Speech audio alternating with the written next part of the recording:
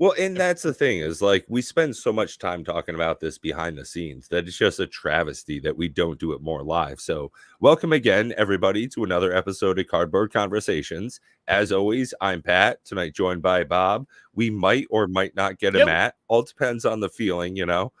But this evening, Or if he woke up on yeah, time. right. You know, Understand, everybody, just so you know about Matt, don't hate on him too much. he, He it's a totally he different works schedule. third Yeah. shift, so like just flip-flop your schedule and imagine this would be like I think he usually gets up around 7 or 8 p.m. So Yeah, totally he'd be different. like just rolling out of bed and going, okay, now start, go. Yeah, And think. exactly. Yeah. A little rough.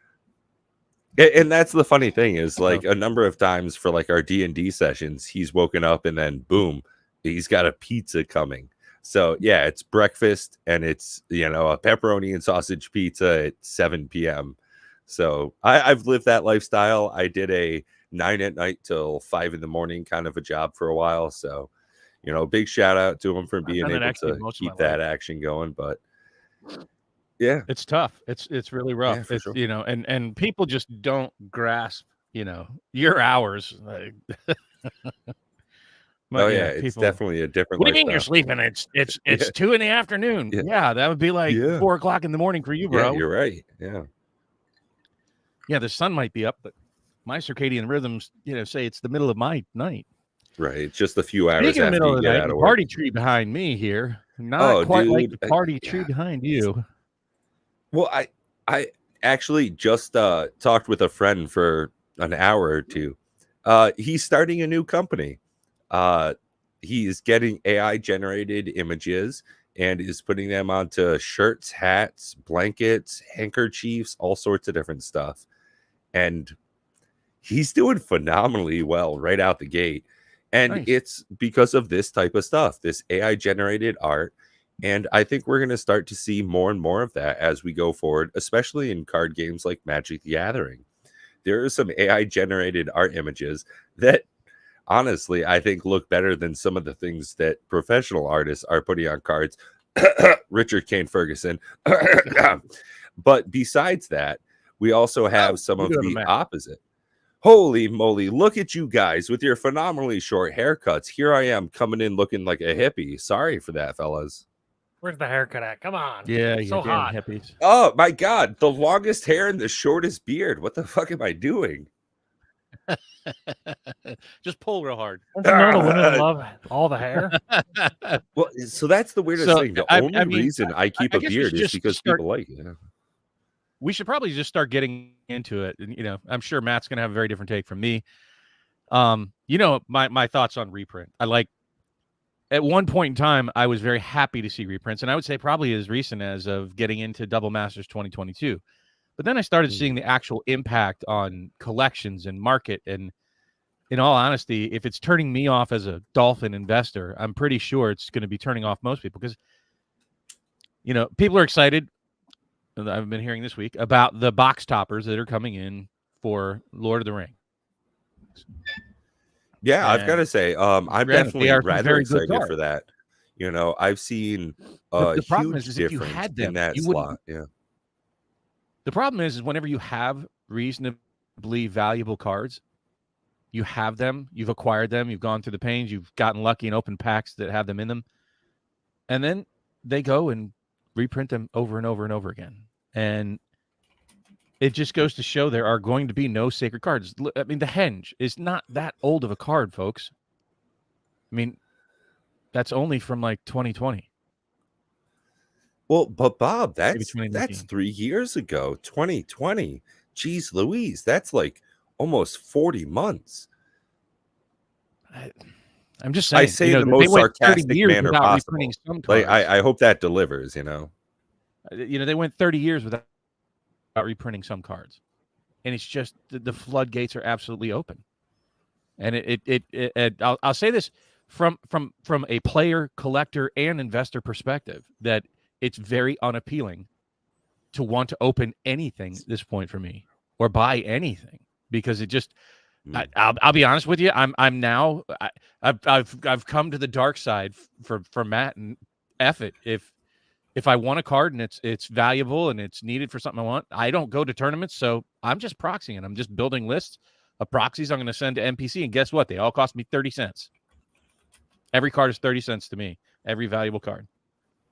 Because why have them? Why have them? Why spend the money that it takes to acquire them by buying large bulk Magic and opening them and trying to have that excitement of opening a rare, valuable card when you know within short order it's going to end up on a secret layer in a commander deck as a box topper, shoved in the ass end of some set somewhere like the what are those called? The multiverse legends or exactly. Or Yeah, there's always another way archives. to get those cards in. Yeah, whether it's they're just in coming, they're the creating set ways, list. like that make even standard difficult to play, shoving those things into Strixhaven, into Brothers War, into March of Machine, and trying to explain that to new players. Oh yeah, you can get the card, you can open it in a standard pack, but you can't, like, if they just barely start grasping what standard is, then all of a sudden, oh no, you can't play that card. They show up to the next tournament, but I opened it in Brothers War. See, it says it's Brothers War. Yeah, but it's not tournament legal and standard. But I opened it in a standard pack. Isn't that the beauty of extending standard by 50%? Is that you get to keep these cards? No. Like that's like saying, man, what do we do to correct our vision? I know. Let's put a cast on our foot. Extending standard, how? Explain to me how that helps people who aren't currently playing it in paper, because they're not complaining about Arena, they're not complaining about MitGo, they're complaining. The reason that they say that they're extending standard is for what? So that only to be able to sell products, to be able to clear inventory.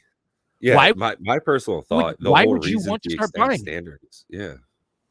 Well, and that's one of the issues I personally see is that if in the standard meta there is a particularly atrocious deck, something that is the boogeyman of the meta, it's going to stick around for a year longer than usual.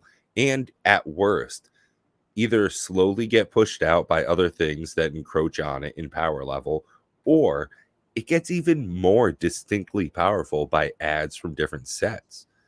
That's one of the worst things that I think about when we look at this new change to standard is the worst stuff I ever see on Arena sticks around for fucking longer. I can't deal with that.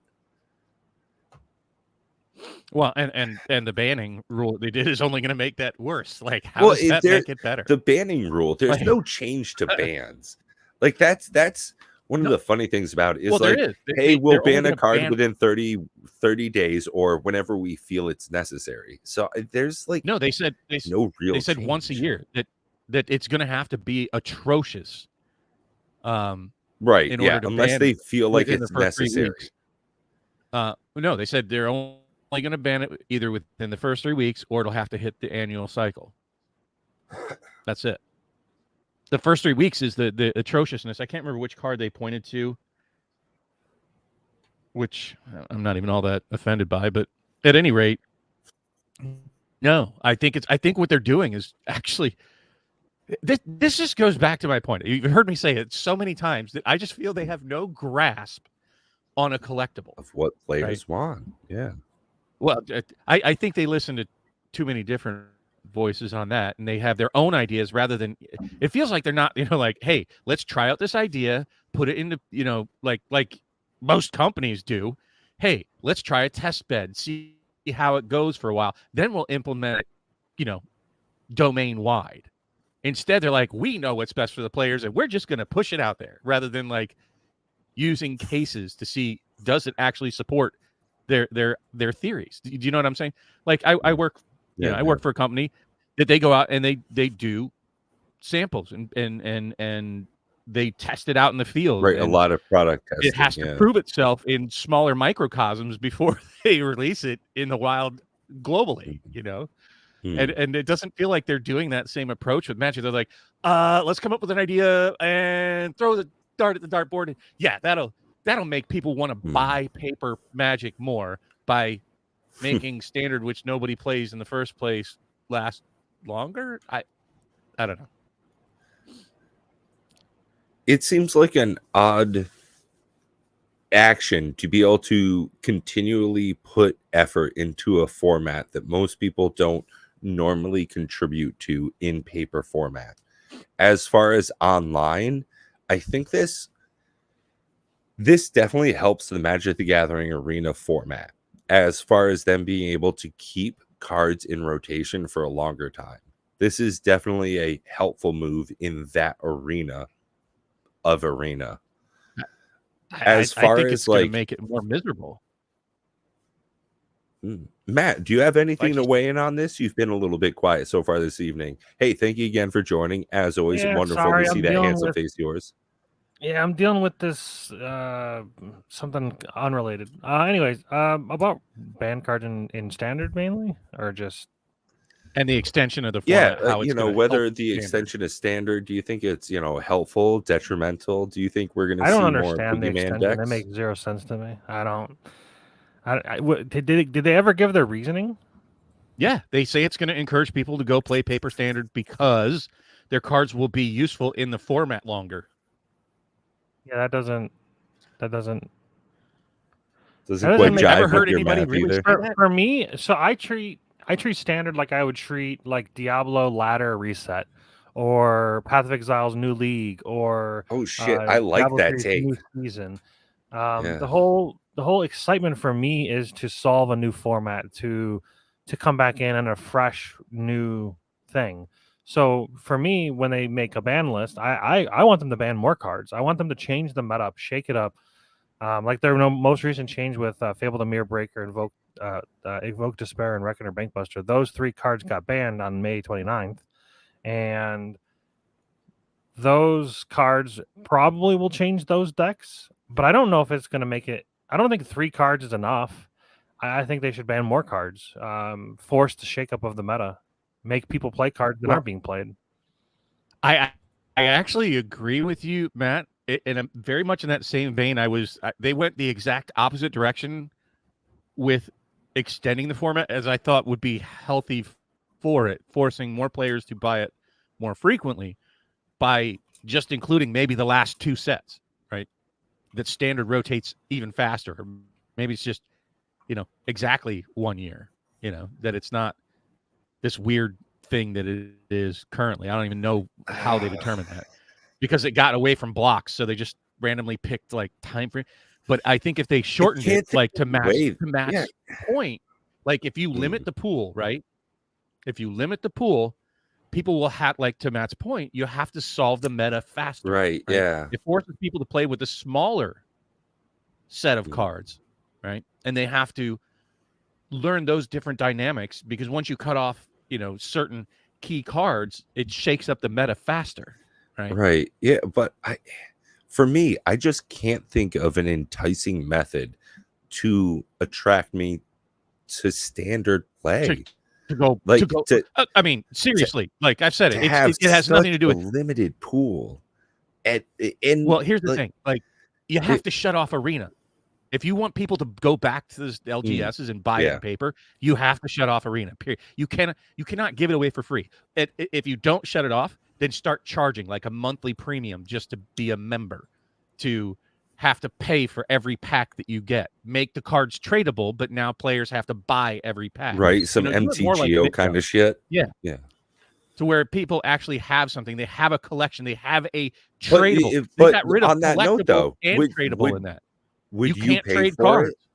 Like if What's there that? was, would you pay for it? If there was like Sparky 2.0, me? Would you No, pay I fell down that $3.99 a hole. month?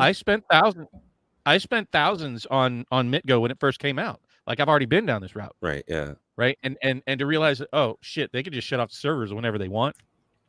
Yeah. And I got nothing. I have zero. In paper, I have stuff. Well, I mean, same with like EverQuest and WoW and all that stuff. Even if they proxy, I have a card. Yeah, and there's something to be said about the time investment on top of the monetary investment as well. To some aspect, it's negligible, the amount of money I spend on some things, but the thousands of hours I spent in Fallout 3, Fallout 4, New Vegas, stuff like that. And, I paid a very small entry fee and I got so much out of it. Whereas, like, the flip side, I can play Arena and I can go for 20 hours, right? install to 20-hour mark, have fun. But then you hit that paywall or infinite grind. It's like, what's the It's fun not there? fun. Now, maybe at $4.99 a month, you get a custom mode and you can mess around and do different interactions. There's like an AI generated enemy, something like that. Yeah, maybe, absolutely. That would be a fun API. But until we get to that point, I don't have Arena on anything I own. I haven't played it in months. I honestly don't know if I've played Arena in 2023. Matt, is I that just something installed that it you interact with like a anymore? month Is ago. that I something only that play you like once a year, maybe. I'll get like a bug in me that like I want to play it, and I'll play it. It's kind of like League of Legends for me. I actually really enjoy playing League of Legends, but it's a bit toxic, kind of like Magic, especially when you're playing in standard. It's a bit toxic, so you play it for a few, maybe a few days, maybe a week, and then I'm like, all right, I'm done. I got my right? fix. You've had your fun, I and got that's my about the yearly fill. fix or whatever. Yeah. Yeah. So Arena's kind Then of you the same route remember, as like. that's when you remember, yeah, this is why I stopped playing it.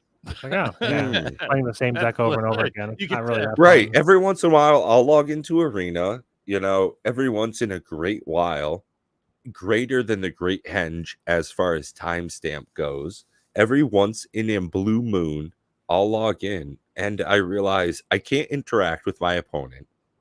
I can't choose or play the cards I'd like to.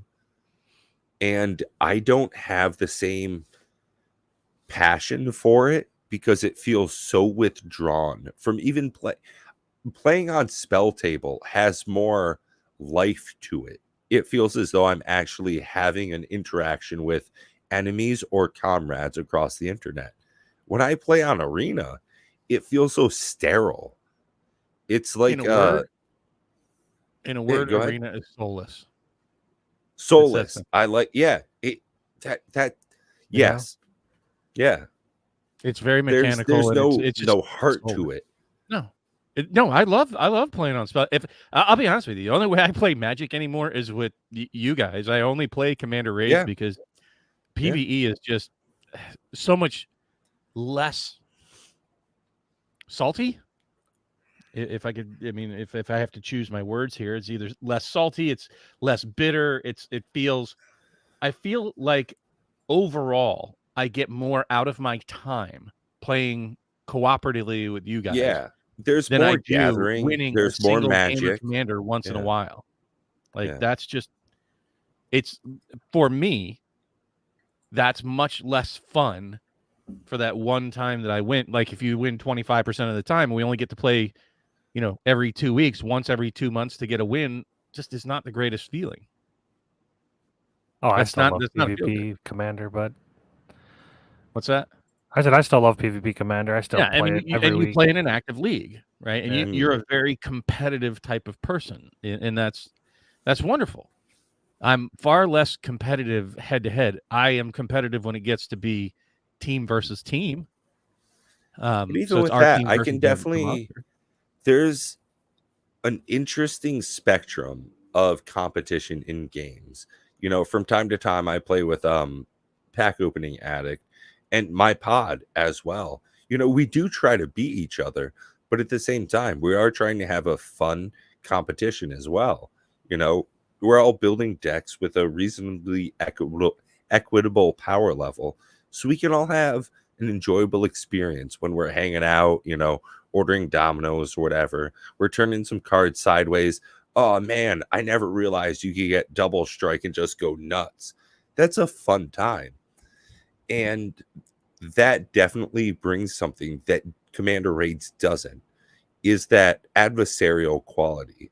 So there's definitely, to me, still a huge enjoyable experience when it comes to regular PvP Commander. But as well as Bob, I'm a huge fan of Commander Raids because it has a very laid back kind of feel. I get to hang out, jam some cards with friends, just see what my deck can do, see what their deck can do.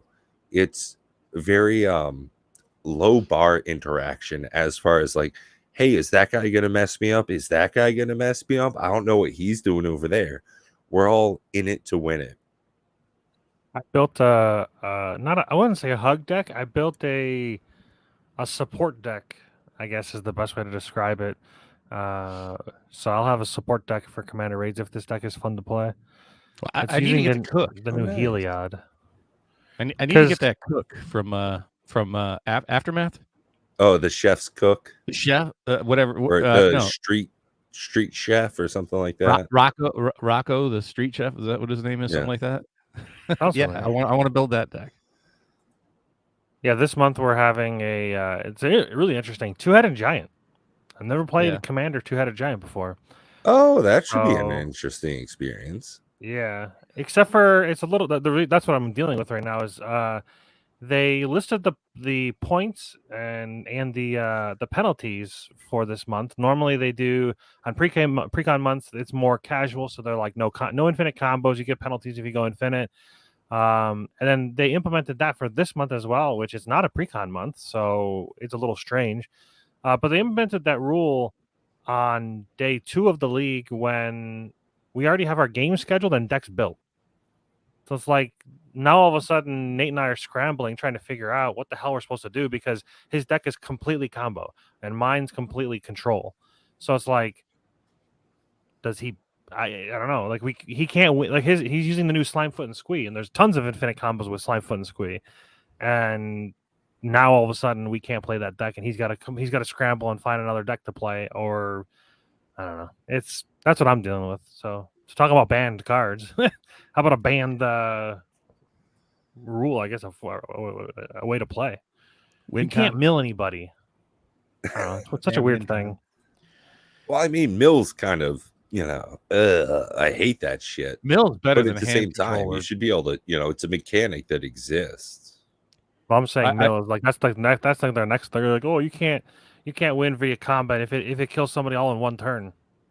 That's what. Well, that's kind of how I feel well, like the here you rule is. go. They didn't say stacks was not a thing, so build a stacks deck then. If you Yeah, can't I have win Grand big Arbiter of combo, go Augustin. I Staxy, have baby. Silent Arbiter. Yeah, I've got stacks. A little bit of stacks, not a ton. Only one Dude, card, really. I mean, it'll salt the table, but if they're going to take away your infinite combos, I can guarantee you that's the direction I would go. Is stacks control? All right, fine. No infinite Well, yeah, combos. I'm playing crap. Narset, Parter of Veils. I'm playing, the one that doesn't allow you to draw more than one card each turn for the opponents. Yeah, gross. And then I'm also playing things like, because it's an interesting format to build around because it's sort of similar to Commander Raids where it is a PvE because you have a partner. So you want to play things like each player if it's a benefit. So like for instance, Vision Schemes is each player draws 2 cards. That allows it allows the opponents to draw 2 unless you have a Narset out. Then it's just you guys draw 2. So stuff like that is, and plus like for Commander Raids, Vision Schemes is great because everybody draws 2 cards and the raid monster doesn't have any way to draw a card, so who cares? So stuff like that. Words of Wisdom, another one, you draw 2 cards, then each other player draws a card. So we're playing stuff like that. But now he's got to switch to Sheoldred. He did make another deck surprisingly, so he has one ready. But it sucks to have to we had a strategy, we had everything built around it. Now he has to completely build a whole new deck, and I don't even know if he has time to do it. But hopefully, it's already Lots built. of changes. Yeah, I mean that's go. one of Children the fun Trigger. things about playing in a league like that is, Matt and I both play a lot of roguelites, and one of the fun things about making an experience for yourself is to have a certain amount of difficulty, and I love that type of restriction. At first, it feels almost sadistic to go into something that has so many you can't actions to it. But once you start bending a bit to the format and you start filling things out, I definitely think that Matt's going to have a great mind for something like that. Yeah, I really think that you're going to figure out a lot of the little techniques, the little tweaks and twists that really premium up a deck. Yeah. Oh, and apparently getting there's back to another the rule Lord that of I the know Rings. about is no extra turns, and I have 5 extra turn cards in my deck. Okay, well, So on that though, that's something in my pod. I had a Narset deck, the classic Narset Enlightened Master, where you get to, on attack play a bunch of stuff for free. One game, I had all the extra turn stuff. It is fucking annoying. I would never want to play against that deck. I would never want to play that deck again. I literally threw that out. All the little paper slips I had made for the deck. It comes down to what's acceptable in your pod. What do you want to play with? What do you want to play against? And there are so many different things in a league like what you're doing, where some people aim for power and not for pleasure. And that's one of the big differences with Commander Raids versus most traditional Magic the Gathering play types, is that it's strictly an enjoyable format. It's, I want to have fun. Matt wants to have fun. Bob wants to have fun. Den wants to have fun. We're all coming together. We all win. We all lose together. So it definitely brings something totally different. And speaking of bringing something totally different, we're actually getting box toppers again with Lord of the Rings. Bob's previewing some of that behind him there. Bob, why don't you get in on a bit of that? Yeah, we were talking about it just before the show started, and I don't know how to feel about it. I have a feeling that there are going to be a lot of these cards out there. Now, what's going to feel bad is they're probably going to put the shitty ones in there, and it's really bad to call a card like Pajuka Bog, a shitty card, but value wise, nobody's going to be super stoked about pulling the Pajuka Bog more than once. And I bet you they have that one in there, 5-1, and it's going to feel bad. Plus, it's going to kill the value of these cards. To be quite honest, I do like the art that we saw. Does anybody have that handy? The artwork was phenomenal on them. And I thought so. I made a bad call. Have to throw myself under the bus here. I said Ancient Tomb was going to be in Commander Masters. Well, they beat me to it. No, it's in a box topper for Lord of the Rings. I was really surprised to see that as well. Yeah. But it just goes to show, I've got a couple of OG copies that I've had for decades, and now they're crushing the value. It's like, and they reprinted it not too terribly long ago. So is it needed? I mean, we get into that argument. Is it needed versus should it have value? Right. That's where we hit the rub. It's a bit of an interesting some people are going to say about it's as needed. well, because it's a bit of an interesting to think about is whether a card is needed to be reprinted. You can't have both. You just can't. You can't have valuable cards and also cards that need to be reprinted. Right. It's a bit of a. I understand their position that since they don't really care about the third party market because they don't really have an influence. I mean, obviously they should care because it's a fuel to their game. Like, it's a collectible card game at the end of the day, and the way that you want to collect versus the way that I want to collect versus the way that Pat wants to collect, they're all different. And not only that is like the budget levels of people. I don't know. The reprint thing is definitely weird. I don't know. I think that the way that my brain works now compared to the way even it used to, we'll say even 10 years ago, when I used to enjoy collecting. I used to love looking at the cards. I used to have a binder. I would open it up and I would like look through all the cards and what I had. And it's different. I'm no longer a collector at all. Like, I don't really care. Like, I could have 100% proxy and I would be completely content with playing the game. I wouldn't have a care in the world. So maybe they killed collectible. Maybe I've changed. I don't know. I don't know if they've killed the collectible in me or if, like I said, they've killed it in me too. No, they're killing it in multiple ways. And it's not just the value. It's the constant reprint. And if you have a version that, oh shit, they came out with a better version. Now this collectible that you've cherished for years and years, and suddenly it's like, oh, well, my old art is not quite as good as the new. I don't know. So the box toppers are just, why are you going, Oh, I looked at the one That's of one probably ring. still the shining beacon out of this set to me. Oh, Bob. So, I'm so happy they did this.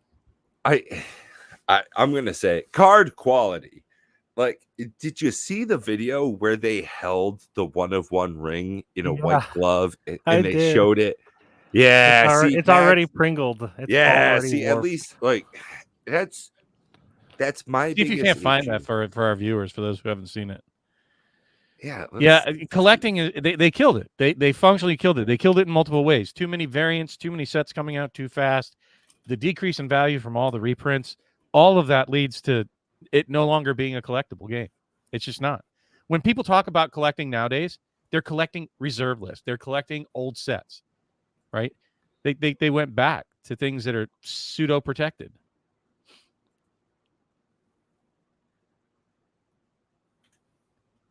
Yeah. Oh, So holy Pringle. Look Yeah, at it's that rough. curve. From like a quote unquote, people keep saying $1 million card. I wouldn't want $1 million Pringle. Sorry. bruh, like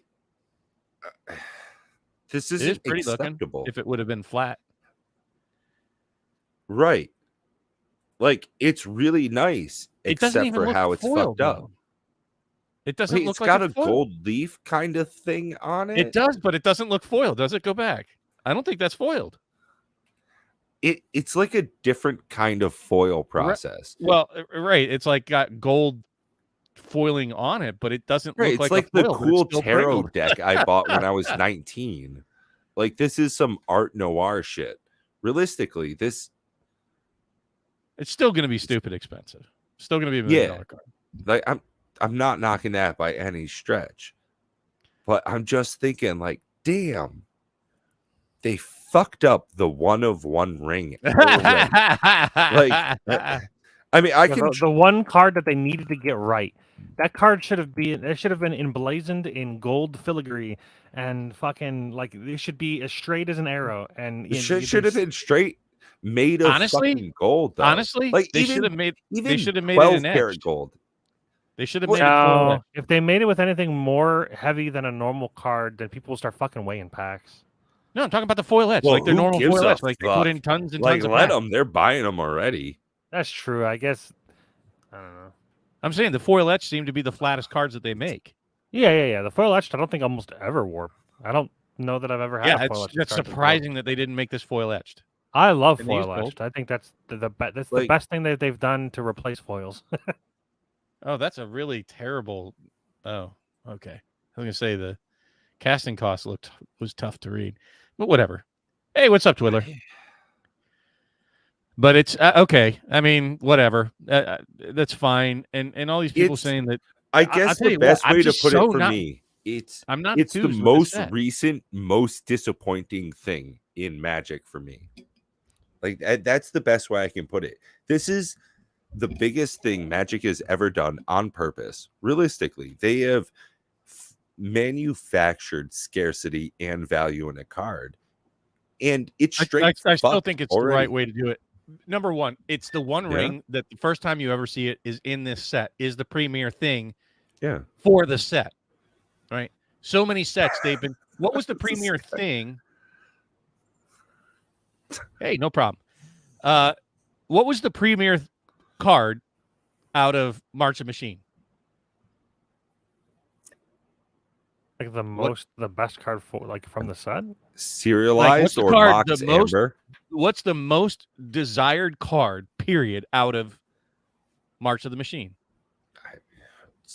Elish Norn. No. The most expensive I- one, the hmm. Ragavan, the serialized Ragavan. Not from Okay. that set.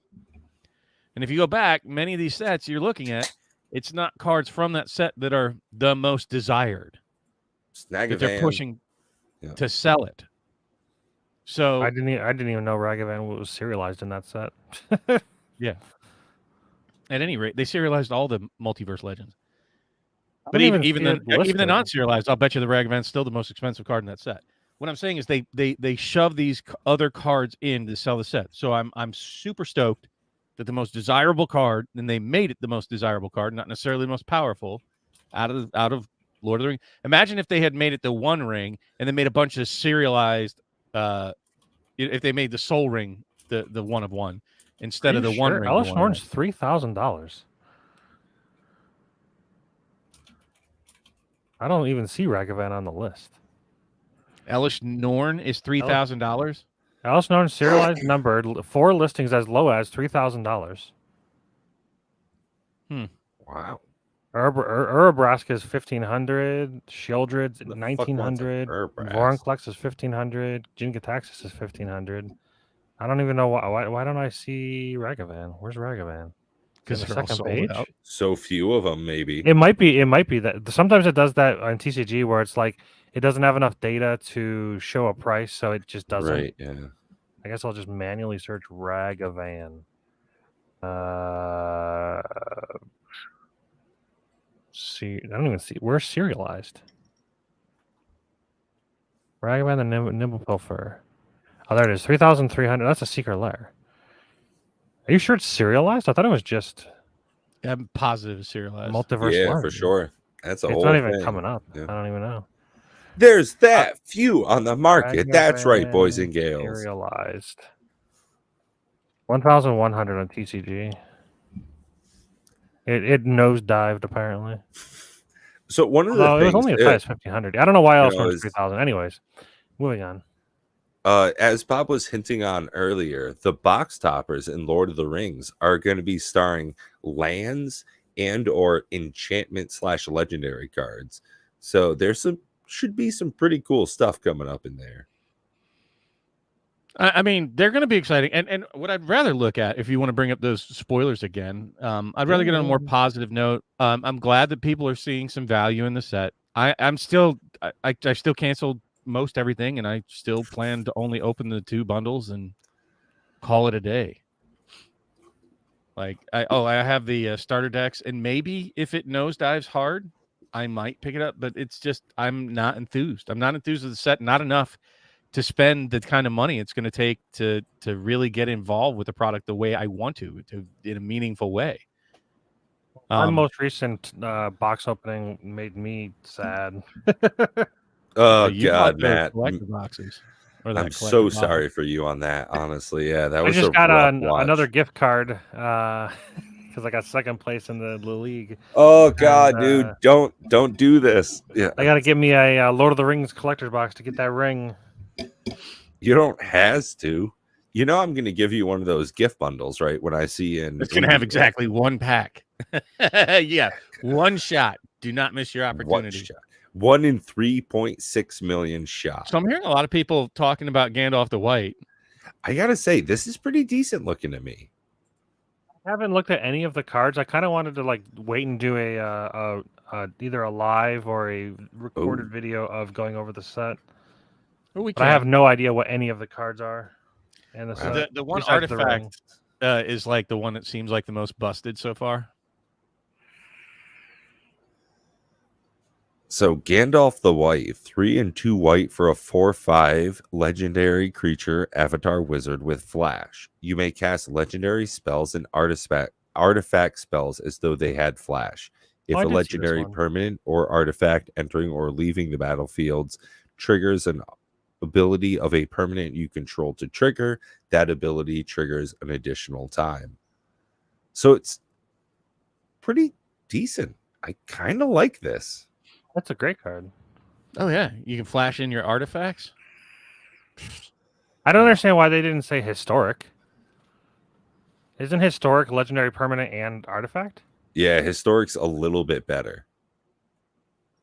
I think maybe that's specifically the reason. I think they're like historic spells. What else is historic? I don't remember. Artifact, Historic. legendary. Artifact, legendary. There's, I think, 2 I thought it more. was just that.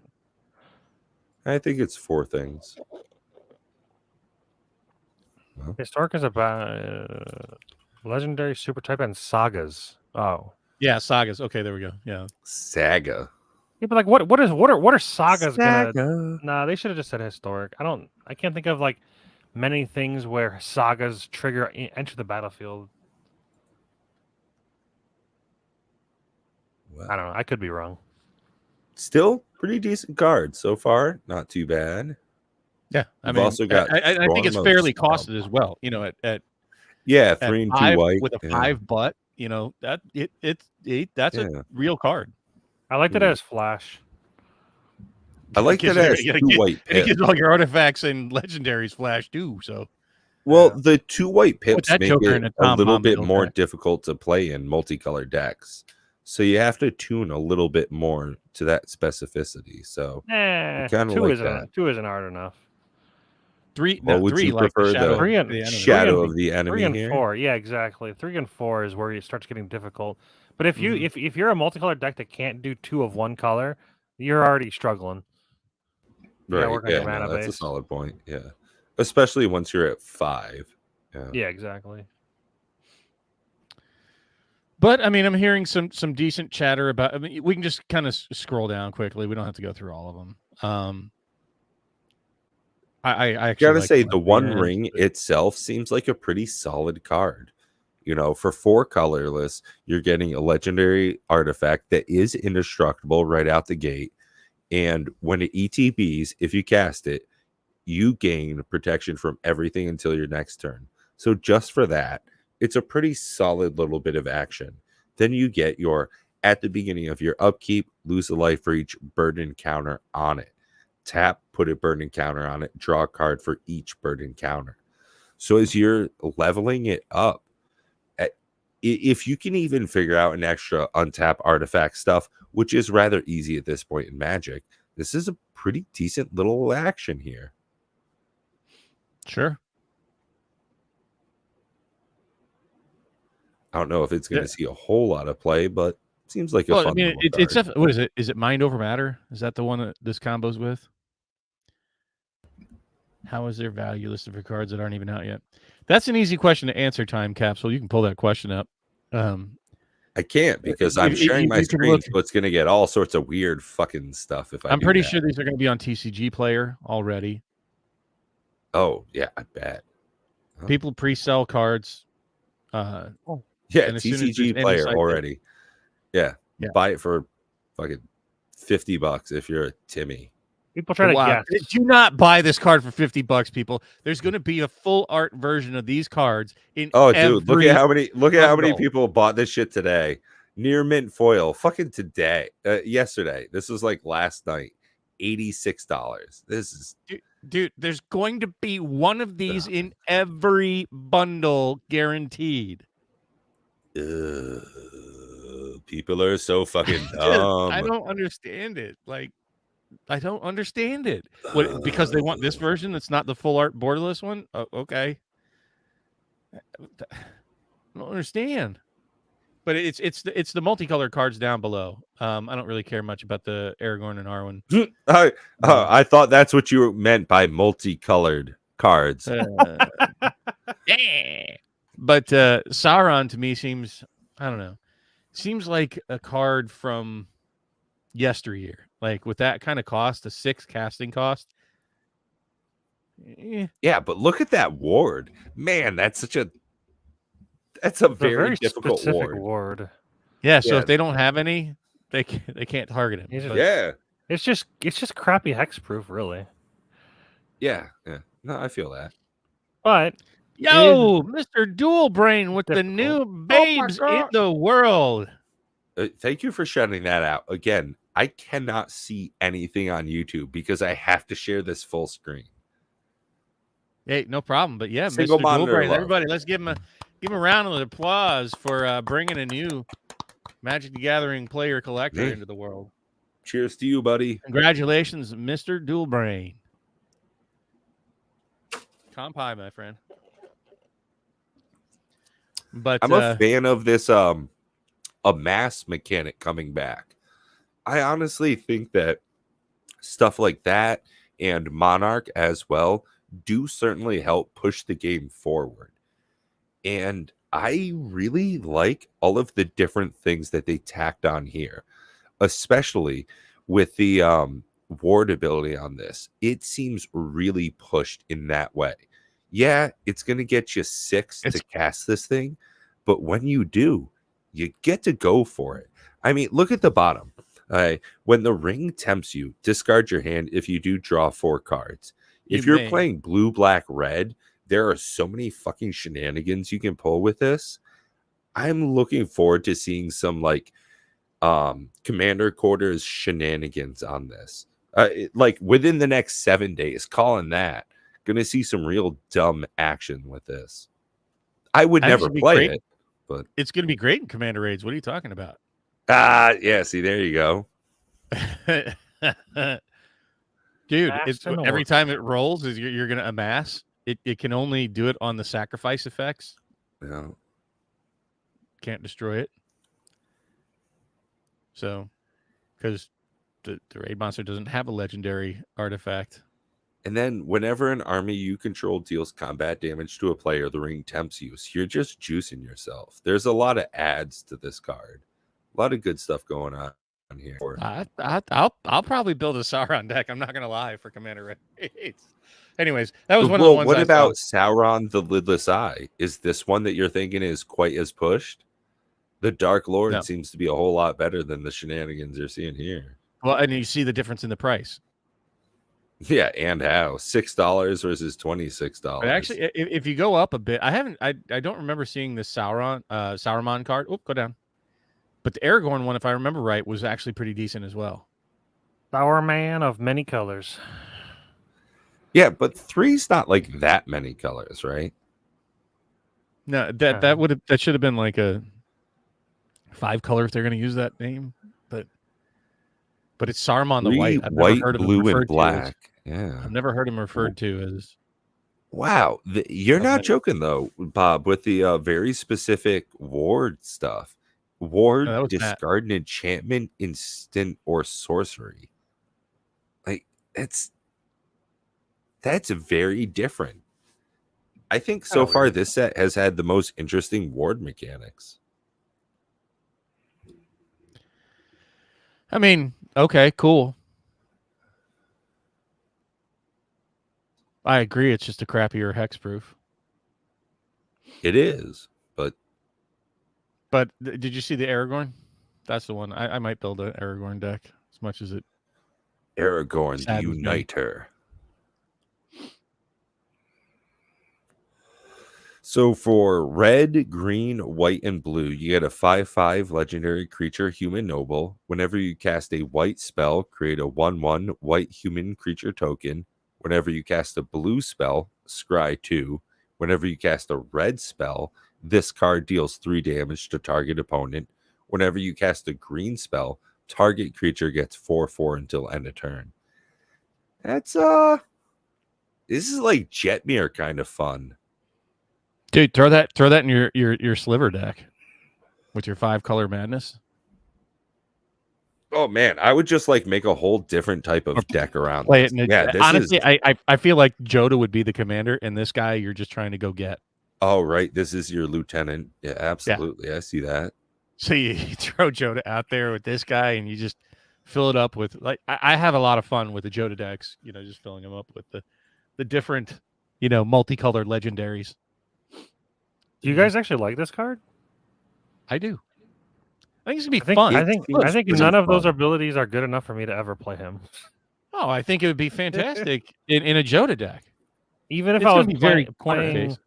white, red, green, blue cards every turn, I still don't know if I'd want to play him as my commander. Not as a commander. I said I didn't want him as a commander. Oh, Not I would even- play this as a commander, certainly with my pod. This fits right with the power level that I try to bring to my group. With that, like, what we think is a 7 is overpowering to my group. And this is like right in line with not quite arch enemy with my pals, but this is still strong enough that I get to have that interaction once I get to play it. This seems like a fun card to me. Yeah, it's a fun commander that I would rate on the power. If we had to rank it on a power level, a 5/5 for 4 that does a bunch of other stuff. That's a human that creates soldiers. 6.5. No, I would Yeah. say like a 5. He's like a 5 power. 5. Yeah. Give it a 3. Oh, I disagree. It does nothing. All of those Yeah. abilities do nothing. I see a lot of words that say it does a lot of stuff.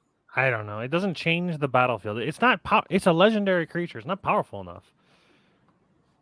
I'm seeing don't know. synergy all over It requires though. too much work Hmm. for like not very little payoff. I don't know. It's not. It's not. Yeah, maybe a 3.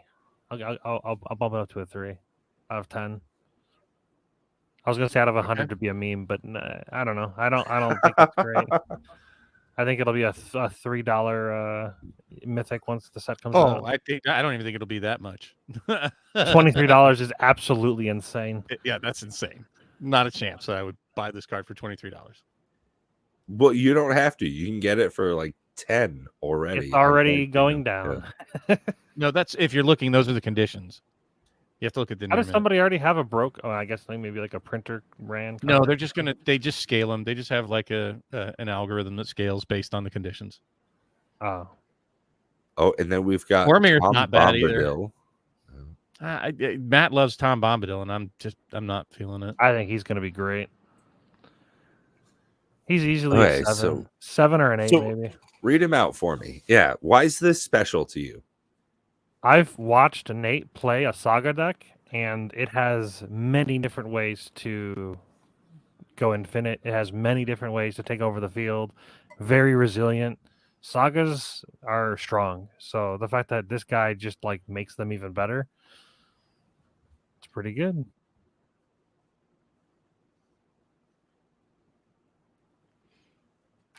I gotta say, this looks less fun to me to play than the previous card we just saw. It's super fun to play, but it's not super fun to play against. I can tell you that, because sagas are kind of is it? They dirtle a lot because they do a lot of that. That's one of the things I'm thinking is like how many counters I have to put on all of these random cards. Yeah, he ran out of dice.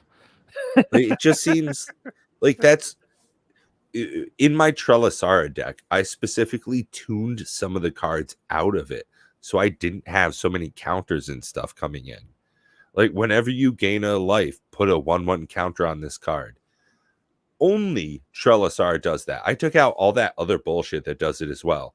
Like, oh, when you gain life, put a 1/1 counter on every creature you control. I'm not doing that. That seems like a lot of bullshit.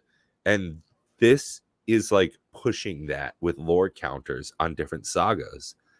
And there are so many different things that sagas do, which is what makes this a good card, but also really difficult to actually play. You have access to every single one of them. You get fuel. He's gonna have indestructible and hexproof. Like that's almost guaranteed. He's gonna have them. If you don't have enough counters to make him indestructible and hexproof all the time, then you're not playing the deck correctly. Like I said, I've watched. The only thing that really stops a Saga's deck is like running like All Is Dust or whatever the one that removes all enchantments, stuff like that. Farewell, Austere Command. Presence of the Master. You need things that are like destroy all enchantments, because if you don't, they just have so many ways to refill the hand, refill the board. There's ways to like remove counters from sagas to have them keep like bouncing between phases, and like there's all kinds. It's wild. Now, Matt, with this, do you think the final line of text with blah blah blah blah blah blah blah blah blah, this ability triggers only once per turn, do you see is that like something that hampers the oh my goodness, this card is super broken? Without it would be broken. With it, it's not broken. Without it, it would be absolute. He would be a god. He would be actually a god bard, like it says.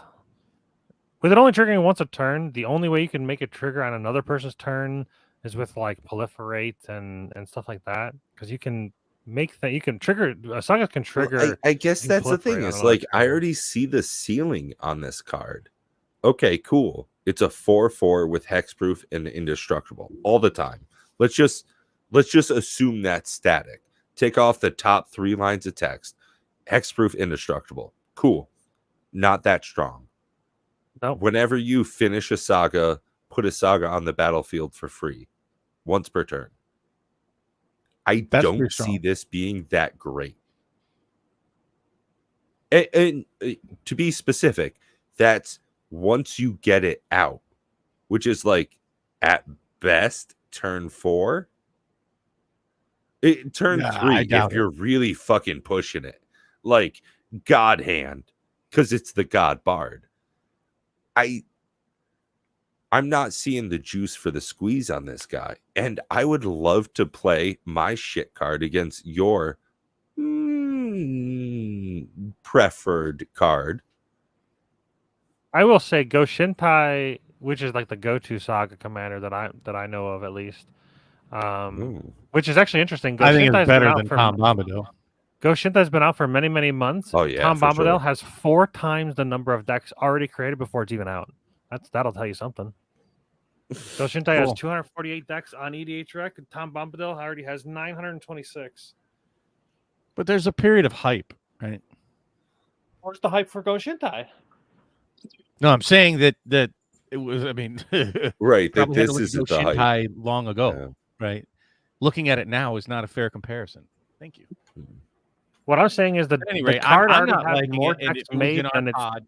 a card This that's been is out for not a months. fun deck to play against. So, yeah, there's all kinds of guess what ridiculous shit you can do on turn 0 win.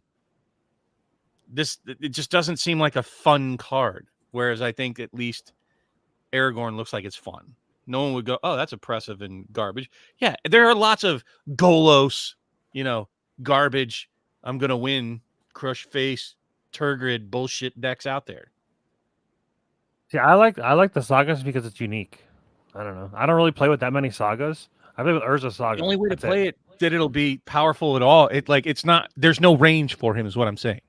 It's not like it's going to be good in some games and win others. It's either going to absolutely dominate and make a miserable experience for everybody, or it's going to do lose. just about nothing. Yeah. Right. So it's not a fun. I don't think it ever does nothing. I think it'll be. Okay. I think it'll be fairly consistently strong. Oh yeah, and when they counter that the first time it comes out, now it's 7 to put him out on there. Good But luck. you don't need him. That's the thing. The sagas are already strong enough as it is. Okay, then what? Okay, we were talking about him. Uh-huh. Now, Bob, you were pretty partaken with Boromir, Warden of the Tower. What thought he was about this pretty good. card that really Again, jumped out to I you? think they're good, fun cards that are going to lead for good, fun play. Right? I'm not looking at everything to be, competitive, crush your face cards. I like the cards that are just more fun. Like we were talking about earlier. I want Magic to be fun. It's a fucking game, and I want it to be fun. And when it's not Now, like one Arena, of the I don't play it. Yeah. And this One of just the looks things like a that- fun card to me. well, so I gotta say, this card worried me right out of the What do you gate. mean worried you? The first time I read this card, I was like, 2 white for a 3/3 legendary human soldier. Cool, straightforward enough. Vigilance. Whenever an opponent casts a spell, if no mana was spent to cast it, counter it. Ah, fuck! I can't play this in Commander Raids because this is game lock. Like, if I play this card in Commander I Raids, wouldn't say it's a game lock. I say we just say it doesn't do anything. absolutely is. Like, whenever an No. opponent casts a spell, if no mana was spent to cast it, counter it. Infinite rerolls. The game's over. Well, there's Like, many things that do that, and we said draw. that's not how infinite. We won't allow them to go infinite, right? But- it just won't do anything. Okay. Well, no, he's saying the commander would continue to roll because he has to keep re-rolling. Because I know we've run into that before, and the decision that we came to before was that we won't let it do infinite rerolls. The card does nothing. I think that you could only. Well, first of all, I think that one solution would be to say that the raid monster is using mana to cast its spells, and it's whatever and the CMC is. I mean, we'd have to assign a CMC to every roll. I guess. Love you too, Sherry Vegas. I'm just saying it functionally would do nothing in there, but I'm saying just as a fun like stopping. Clearly, with the Eldrazi's coming out, this is Oh. it's good. Yeah. Okay. Well, yeah. so that's actually something I wanted to touch note on, Bob. So you guys know me probably a bit better than the audience does. I'm kind of fucking lazy. So I haven't canceled my pre-orders of the Commander Masters decks yet. Oh, I did. Well, I was on TCG I'm not going Player. to. They're all sold out. They're fucking wild. Well, so that's the thing, is the decks Okay, cool. themselves are rather pricey. And on TCG Player, at this point, if you were to break open almost any of those decks, you'd double to almost triple your money. Even the cardboard cutout cards that are the face cards of commanders, like the real thick ones that are bullshit, not real cards, like $20 a pop. And I get that that's pre-sale prices, but even if they go to a quarter of that, it's still $5 for a not real Magic card. And I get that they're going to reprint the shit out of them. but for some reason, people love Sliver Grave Mother. I don't get it. I really don't. I think But it's decent. people are looking to pay $40 to $50 a piece for it. No. See, That's wild. nice now for sure. here's the thing, and the Timmies that are doing that on TCG Player, I almost want to feel like I'm saying shenanigans. Anybody who's looked at the One Ring knows that that's going to be a $3 card at best, right? Like it just is. It's going to. See the one on the This far is left so there? dumb to look at. The one on the far Like- left. Why is that? Why is that even a thing when you can buy the bundle cheaper than that and get one guaranteed, and the rest of the Yep. bundle is absolutely free? That doesn't make any Yep. sense. So anybody who's buying this, it's just shenanigans, bullshit. Bullshit. I'm gonna call It's it right so now. ridiculous how many of these sold today. All of Those are all these are from foil. today. So 1, Yeah, 2, don't look at the foil. Get 3, rid of the foil. 4, 5. Because the They're all ones that'll be given foil. away for free are not foil. Look at normal only. But okay, now there. Take a look. The cheapest normal only, $67. Can you do me a favor and pull up another tab with Amazon? Is it a normal bundle that gets it, or is it the Yes, special bundle? every bundle gets it. Oh, There, click on the normal bundle. $59, Look at how right? foily this is. Is that one foil? ring- It might even be the Yeah. foil one. Yeah, you can see how foiled it is. And if you scroll over, it tells So you that you get right one. there, when it says LTR and then has a star Yeah, four in the bottom left-hand foil corner, borderless it's scene foil. cards. Guaranteed Yeah, to be so in every bundle. So let's go back to $60, the 99 Alright, cents. so I'm gonna start. You I'm go gonna over start here. listing a bunch of cards pre-order for these bundles real quick. Hold on a You second. can't unless you're I have a registered as TCG. a I'm a store. level 4 TCG seller. I could do whatever I want. No, you can't. I run with 12 gangs. I'm also a level Right, 4 okay. seller Now on let's TCG. not, hold on. You have to be- Let's not but lose the that's trees to the whatever. forest here. Let's not lose the trees to the forest. So looking at like the Commander Masters, and I just wanted to point this out as like one example, just as a microcosm of what I'm about to talk about when we're talking about the Commander Masters pre-con commander decks, right? So can you mark it foil? I had it backwards. See what the cheapest. No, go back down and mark it foil. Change it from non-foil to foil. You saw the foils nosediving hard. There you go. The cheapest one, $76, and you said all the ones you saw sold today at $70. $70 were foil. Yeah. And on Amazon, you fucking Timmies on Amazon, you can go buy it for $50. It was 60, but yeah. So you're making Okay. $10 every time you don't have to open it. And on top of that, four you can times. also get 8 set packs and the dice and that land Box pack and the rest of the scene. I'm Yeah. just saying, what I'm pointing out is that pre-release prices are hot garbage. Yeah. I can't help that people are dumb. And yeah, if you're listening to us and you're buying this for $70 on TCG, you're dumb. Cancel it. Yeah, thank you, Moxman, for purchasing through our affiliate link. We are very happy to get your pre-sale prices on here, motherfucker. We Let's both speculate know, on this. all three. Like we all know that he doesn't watch our shit. I don't watch his, so why would he watch mine? But like, this is. I like Moxman. I like him. I dislike his opinion on a lot of stuff, and one of the things about that is that this is a great price. No, the fuck it's not. As Bob just pointed out, for $10 less, you can buy the bundle. Get this Hey, card. hillbilly. You get 8 set booster packs. You get the box. You get the dice. You get the land pack. This is bullshit to buy. It Okay, frustrates the shit out of me. Okay. It's Like- probably a $20 card by the time it releases. Oh, Not Okay. fucking even. are you talking about after releases or on release? I don't care about pricing until 3 months after release. That's when things start to become their actual prices, and that whole roller But coaster. honestly, to starts Matt's leveling point, like to give some credit to Matt's statement there, though, like how do you reprint this card? And this is a very good card, like just flat out Okay, but for it doesn't matter. legendary artifact and It indestructible, doesn't like matter whether it's base very good. value. You know what's also a very good card? Way fucking better than this? Soul The Ring. Great Henge. Soul Ring. And how much is a Soul Ring? I was going to say the Great Henge. I'm going to say you Soul know, Ring. Soul Ring is how much? Doesn't matter if it's a great card. How much is the Great Henge? They're like $60. $70. Yeah, it is. Right, because the amount of printings it has. Soul Ring, Right. $1.50 because the amount of printings it And that's has. what I'm getting And at this with this card. Right, and that's also my point. Not to cut you off, but like how difficult cards from Warhammer 40K decks are to get, how hard they will be to get, is an equitable transition to how hard this card will be to get. How good is There's this gonna be in so compared to many of Soul these. Ring? Soul Ring is way fucking better. I would put I do put Soul Ring in every fucking deck. Monocolored deck, 5-color deck, Soul Ring gets them all. How many will see this card? Probably none. I do would also put it like see, in an Urza deck, right? Like it's got a home in an Urza deck for sure. but are you paying that $70 for this shit? No, I already bought bundles, dummy. Yeah.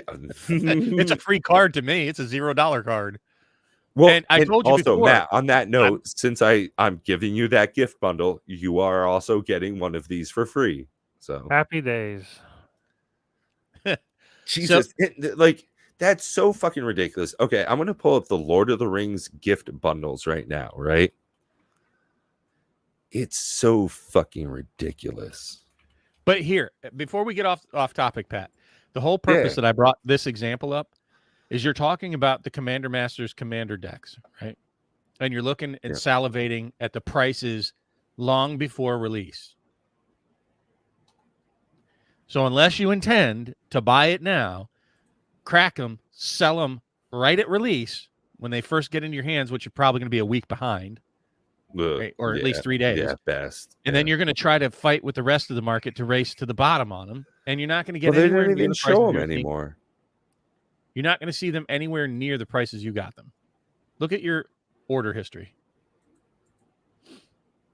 Oh, you guys are gonna love seeing my not yet shipped stuff. Like this, this is just stupid. A whole case for $309.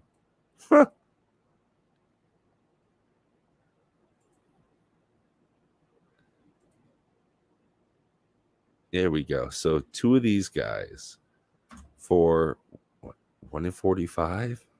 So what that said, 1 in 45, 18. Not even $74 a piece. Okay. And just Sliver Grave Mother, I think, is 45 at this piece. Yeah. Right, but that's now. Let's wait till we see 3 months after release. Let's take a look at this at Christmas. I mean, $85. Because what you're saying is you're caring about a price that's only going to exist between now and Christmas. If I get this between now and Christmas, this is the price I sell it for. That's what I'm saying. You'll have to sell it as soon as you get it. Bob, this card is 38 cents to me. If I sell it for $85 and I get a version that's 38 cents, I don't think you're going to be able to sell it for $85. No, I'll probably sell it for like $72.50. I doubt you'll get anywhere close to that. I bet you won't get anywhere close to like half of this price. If I get anywhere half to this price, if I sell this for $38 and I bought the whole deck for 74, right? Sure. I sell just this card for $38-40, right? All the other cards, the new slivers that you can't get your hands on, are also going to be quite sought after. I personally feel I could single out most of these decks and turn profit. Okay. I'll be honest with you. The minuscule profit to earn off of these it just isn't worth my time. It gives me something to do while I drink, so I'm totally down with this. Cool.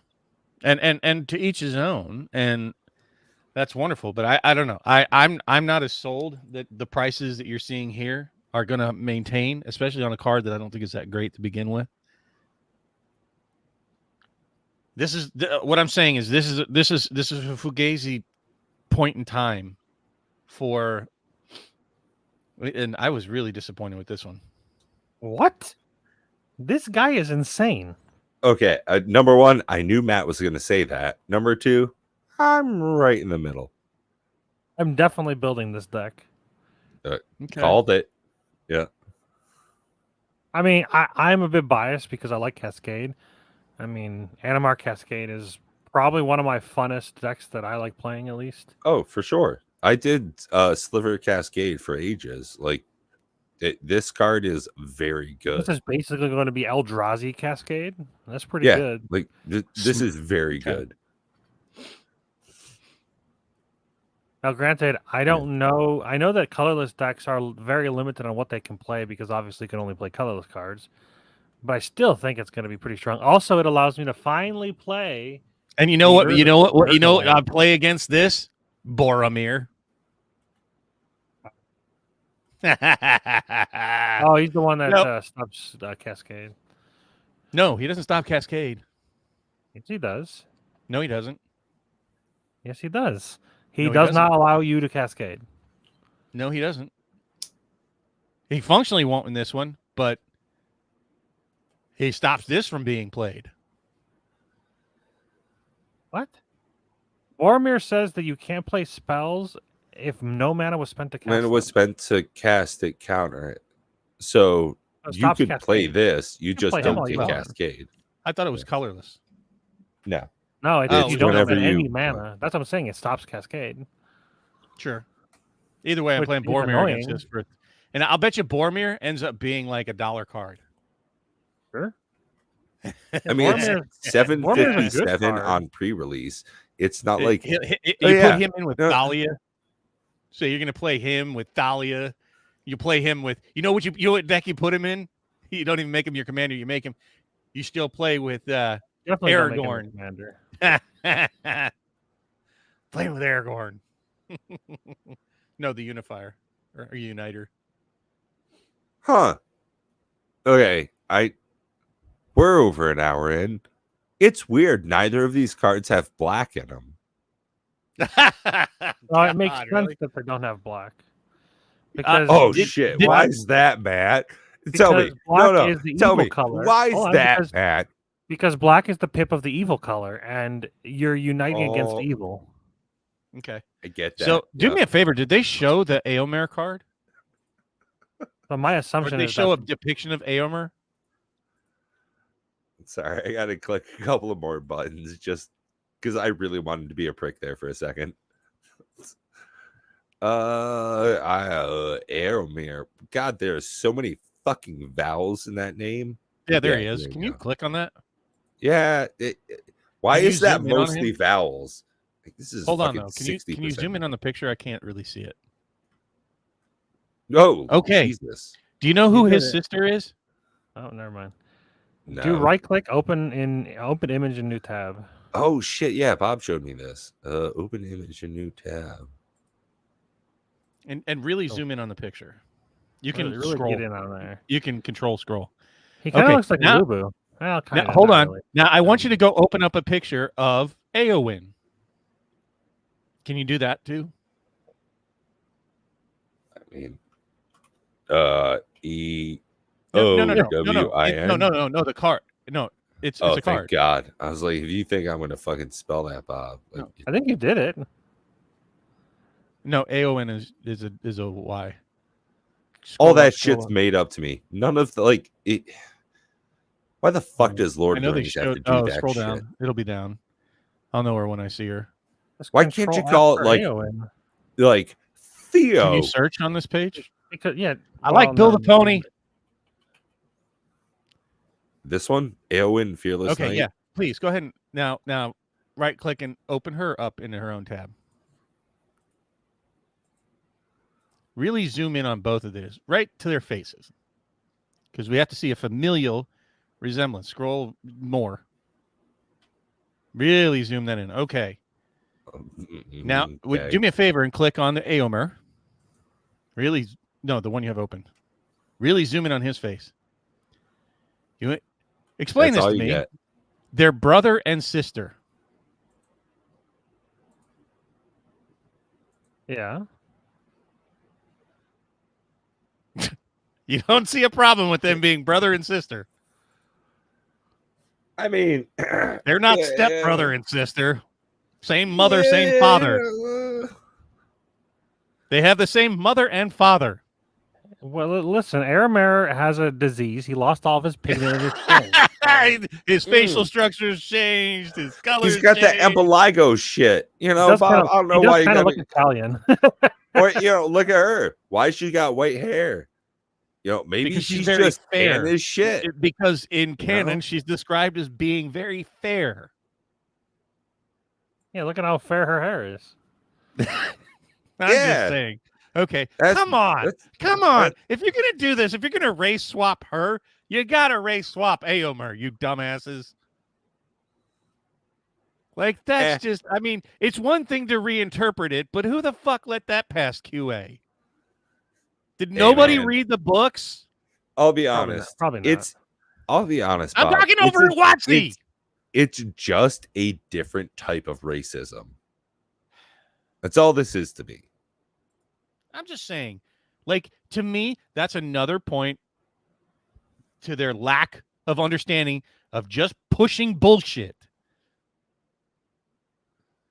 And let me be very frank and clear with everybody in the audience. I don't have a problem with gay people. I don't have a problem with black people at all. I like many black people. I like many gay people. No, but realistically, if you think that a black man should play Aragorn, you should also be okay with a white man playing Martin Luther King. Or Black Panther. Like, this is just what it is. Creed. Like, this is the world that if you say one thing is okay, then the other thing is okay. If you're not, then you're the fucking racist. Standard. Yes, literally, that's what it is. Sorry, guys, but you cannot pass. Lord of the Rings what I don't like about it is that it's forced down our throat, right? It didn't enhance anything. It just lit a social justice candle and started a topic of debate and fire just to get more eyes on something and cause a stir. Like, really, go fuck yourself. And that's straight to Watsy. And yes, I'm saying it, Watsy, go fuck yourself. Hashtag Nazgul. We're going to get hashtag sponsor us, Watsy. Okay. As George puts it, you can only get demonetized if you're monetized. So please like and subscribe. That way we can get shut down later. Hey, Adam. So what about the Nazgul? What do you guys think about that? Why did they do this? Like, I actually dig it. I actually very much dig it. Are there 7 different versions of the nine different versions? Wait, there's 9. There should be 9. Oh, I swear to God. 1, 2, 3, 4, 5, 6, 7, 8, 9. If there were not 9, I don't give a shit, but I'd freak out. Wait, are there also borderless and cold foil versions of these? Oh God. Oh God. Are there 27 versions of this card? You monster. I don't know. I hate that that's a very good possibility. I actually like this because I dug it. It's one of the things I actually liked about flavor win. About right, yeah, for sure. Flavor win. About Fallen Empires. I really did like the 4 different versions of each thing. I did. I'm not gonna lie. So I dig this, and it's on point. So they gained a point for me on this one. There are 9 Nazgul. The only questionable thing is, like, it feels like there should have been a slightly different ability on each one. Like, that would have been more on flavor. You know, that they make 9 different versions of Nazgul, and they have Nazgul, and maybe, like, in the creature type, change it, or I don't know what they would have to do, but change each one slightly to have some slight different ability. Like, one of them has fear, or one of them has phasing, one of them has I not get that. broken abilities. Yeah. maybe morph. I get you know? that, but I'm just thinking like as far as the ease of card printing, like these being the same card, so you can have 9 of the same.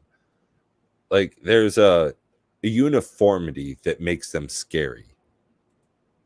I like But it that makes them also flavor indistinct, aspect and I to don't it. like that. It feels like they were 9 different men in life. They should have 9 different personalities. Yeah, because realistically, you could just get 9 of this card and none of the other versions of it. And it's just like, yeah, okay, cool. Yeah. Yeah. It's fine. Or they Like just make the that's how I creature feel type. about it. They Is should it's have very made the creature fine. type Nazgul, right? And named each one, and then you could have up to 9, Mm. right? With the slightly different ability on each of them. Nothing Yeah, that's like but game then breaking. you throw a Masquid Nexus out and 9 cards that are Nazgul, and then you have to start killing off your other shit once you're over 9. I don't know how that would work. Either way, Ferocious Fell Beast, fucking miss. Oh, the bat card is baller, the common. I think that's going to end up being like a $3 card. And playing her with the Marionette Master in Prosper Tomebound, I think Matt would even like this one. Holy shit! Is there 6 different stages on that saga? Yeah, and they're all exactly the same. Long list of the ends. Note a creature type that hasn't been noted. When you cast your next creature spell this turn, that creature enters the battlefield with a 1/1 counter. That's not great. It is only 1 green, though, I guess. Okay. Moving on. Yeah. Like I'm just thinking like, oh, okay, that's a card. It goes good in my Volo deck. My Volo, draw a bunch of cards, play a bunch of 1/1s. Dundorian Blade, the most disappointing 9. card you've seen yet tonight. Holy shit! +2/+1? Yeah, but it's 2 to cast, 3 to equip. That's Yeah, insane. like it's very 69 cents over giggity. That's the That's the most epic thing about that card. East. That'll never see a Farting play in Farmer. anybody's deck. I don't Yeah, even know if like- it'll be playing limited. These are all fucking commons. So like we can be pretty sure all of this is No, just no, go to the black trash. commons. The bat one is worth noting. The bat one. Or not. I don't like those cards. Those borders. I don't like them. They're too thick. Why do you keep? I think you scrolled past it. Oh, he went way past it. Yep. Yep. Way past it again. Yep. It's There a it black is. common. What's it called? Uncommons. Yeah. Commons. Well, stop. Black common.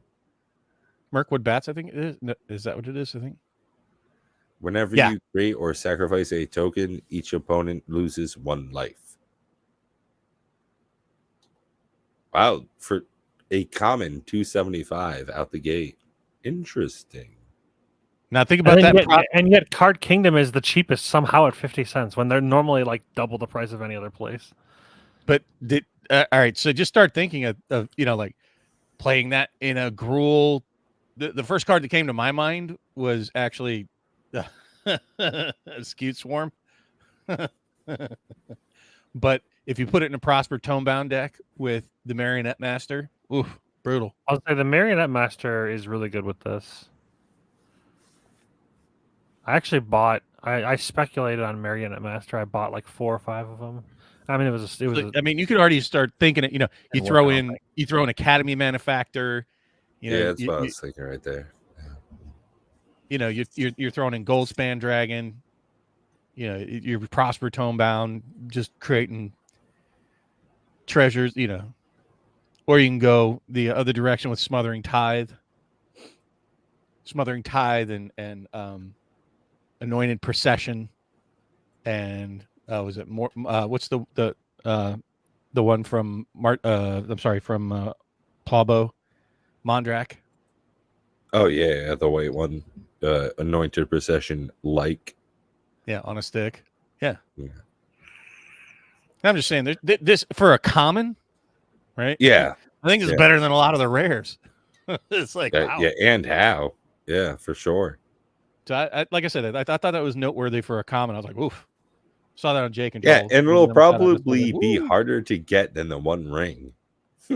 Now, if they do that, because they did that with that card from Dungeons and Dragons until they reprinted it, and then let me just tell you right now, common cards that get reprinted just get absolutely wasted. Right, their value just goes to nothing. Yeah, but a comic card should never be expensive, in my opinion. Really? Wait. You mean like Lotus Petal should never be expensive? Hold Yeah. on. And Hold neither on. should Wait. Priest of Titania. Okay, Correct. Bob. This Plains has Rohan with the White Mountains just below it, right? Okay.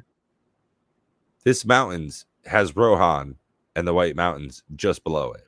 Are you really going to get me to bash on the lands again? Didn't we go through a whole land bashing session? Oh yeah, I'm just realizing, wait, you mean both those forests? Is that what you're talking about? Both those forests you're playing, all in forest you're playing? Because they're green to me. this is so fucked. Yeah. This is so absolutely fucked. It's just, yeah. Big swing and a miss on the lands for me. Anyways, that's sort of this week in Magic for me. It was just all about Lord of the Rings, and I'm not bashing it totally. I'm not buying it. I won't buy it until it goes on I'm sale. buying over $300 worth of this product. Right Okay, I'm buying the same $300. I have the same case on I got a whole fucking case coming. And you know, full disclosure, I bought another 2 bundles, so I don't have to open that case. I bought 2 regular bundles and 4 of the starter decks. I do want to have some Lord of the Rings stuff, but it doesn't feel super thematic to me. For as much as they were hyping it. Did you watch the This Week in Magic show this week? Yeah, I've seen Elijah Wood. They're so hyping. Oh my god, this is so thematic. It feels so much like the book. Elijah Wood is just got that WotC hand up his ass like it's a Jeff Dunham fucking puppet. And realistically, you saw him signing cards in some of those. So that's like the special thing. Characters from the show, the movie that you kind of liked when you were a kid, sign some cards that you don't really care about. Whoop-de fucking do. Like, at least if it were like a game worn jersey as a piece of the card itself, like old school Topps was doing, maybe I'd be more interested. But there is so little outside of this as far as serialized cards that I care about whatsoever. I do enjoy the panoramic art from the bundles. And that's actually something that we haven't gone over yet, is that there's another product line with this, is that they are doing different bundles you can buy that have panoramic art on them. I might do that. I just don't care at all about it. But that's going to be Christmas. That's the thing, is like, I am a huge Adventures in Forgotten Realms fan. I love Drizzt Do'Urden. I literally have 20 pounds of paperback novels to do with Adventures in Forgotten Realms. And what they did with AFR sets is just like a precursor to what they're going to do to this for everybody who loves it. I just imagine that they're going to fucking every way they can. Hence, hashtag Black Aragon. Like, I'm calling it now. Like, they're doing everything they can to sell it, not to make it truthful to the people who like it. Do you want sort of a hot take?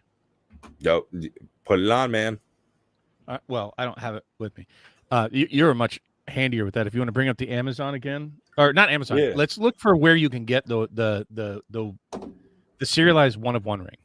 This is something I want people to take note of, because I haven't seen anybody talk about this, even though they talked about to try and buy it. Something tangential. No, they showed what products will have it. Like, let me see if I can't find it. Let's race to. So basically, the 1 of 1 ring is only going to be in collector packs, but there is an asterisk next to that.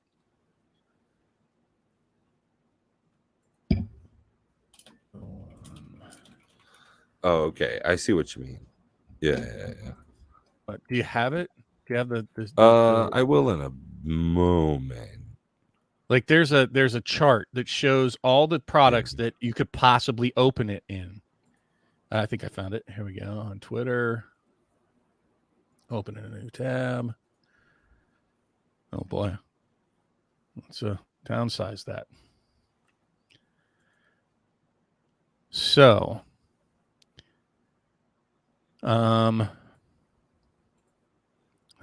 old man, And bear stumbling with and us fumbling. while we try and get this all together, fellers. But this is kind of important, and it's something people are going to want to know. And I'm going to tell you why in a second. So I'm sharing it. You can just go full screen with what I'm sharing. All right. So this lists out where you can get the one of one ring, the serialized version, the $1 million card. It can be in the gift bundle and English language only collector boosters. Notice they did not put an asterisk here. And I would like to see, do they have the listing yet on Amazon for the holiday collector boxes? Did you see that? The collector boxes, the MTG Lord of the Rings? I've seen. Yeah, there's a different one. Everybody's been like poo-pooing on it. Even Josh poo-pooed on it. He was the first one I saw sort of break this, and Lynn Louie poo-pooed on it, and Jake and Joel poo-pooed on it. Lord of the Rings, MTG, collector boxes. Oh, the collector booster thing. It's a collector booster. Yeah.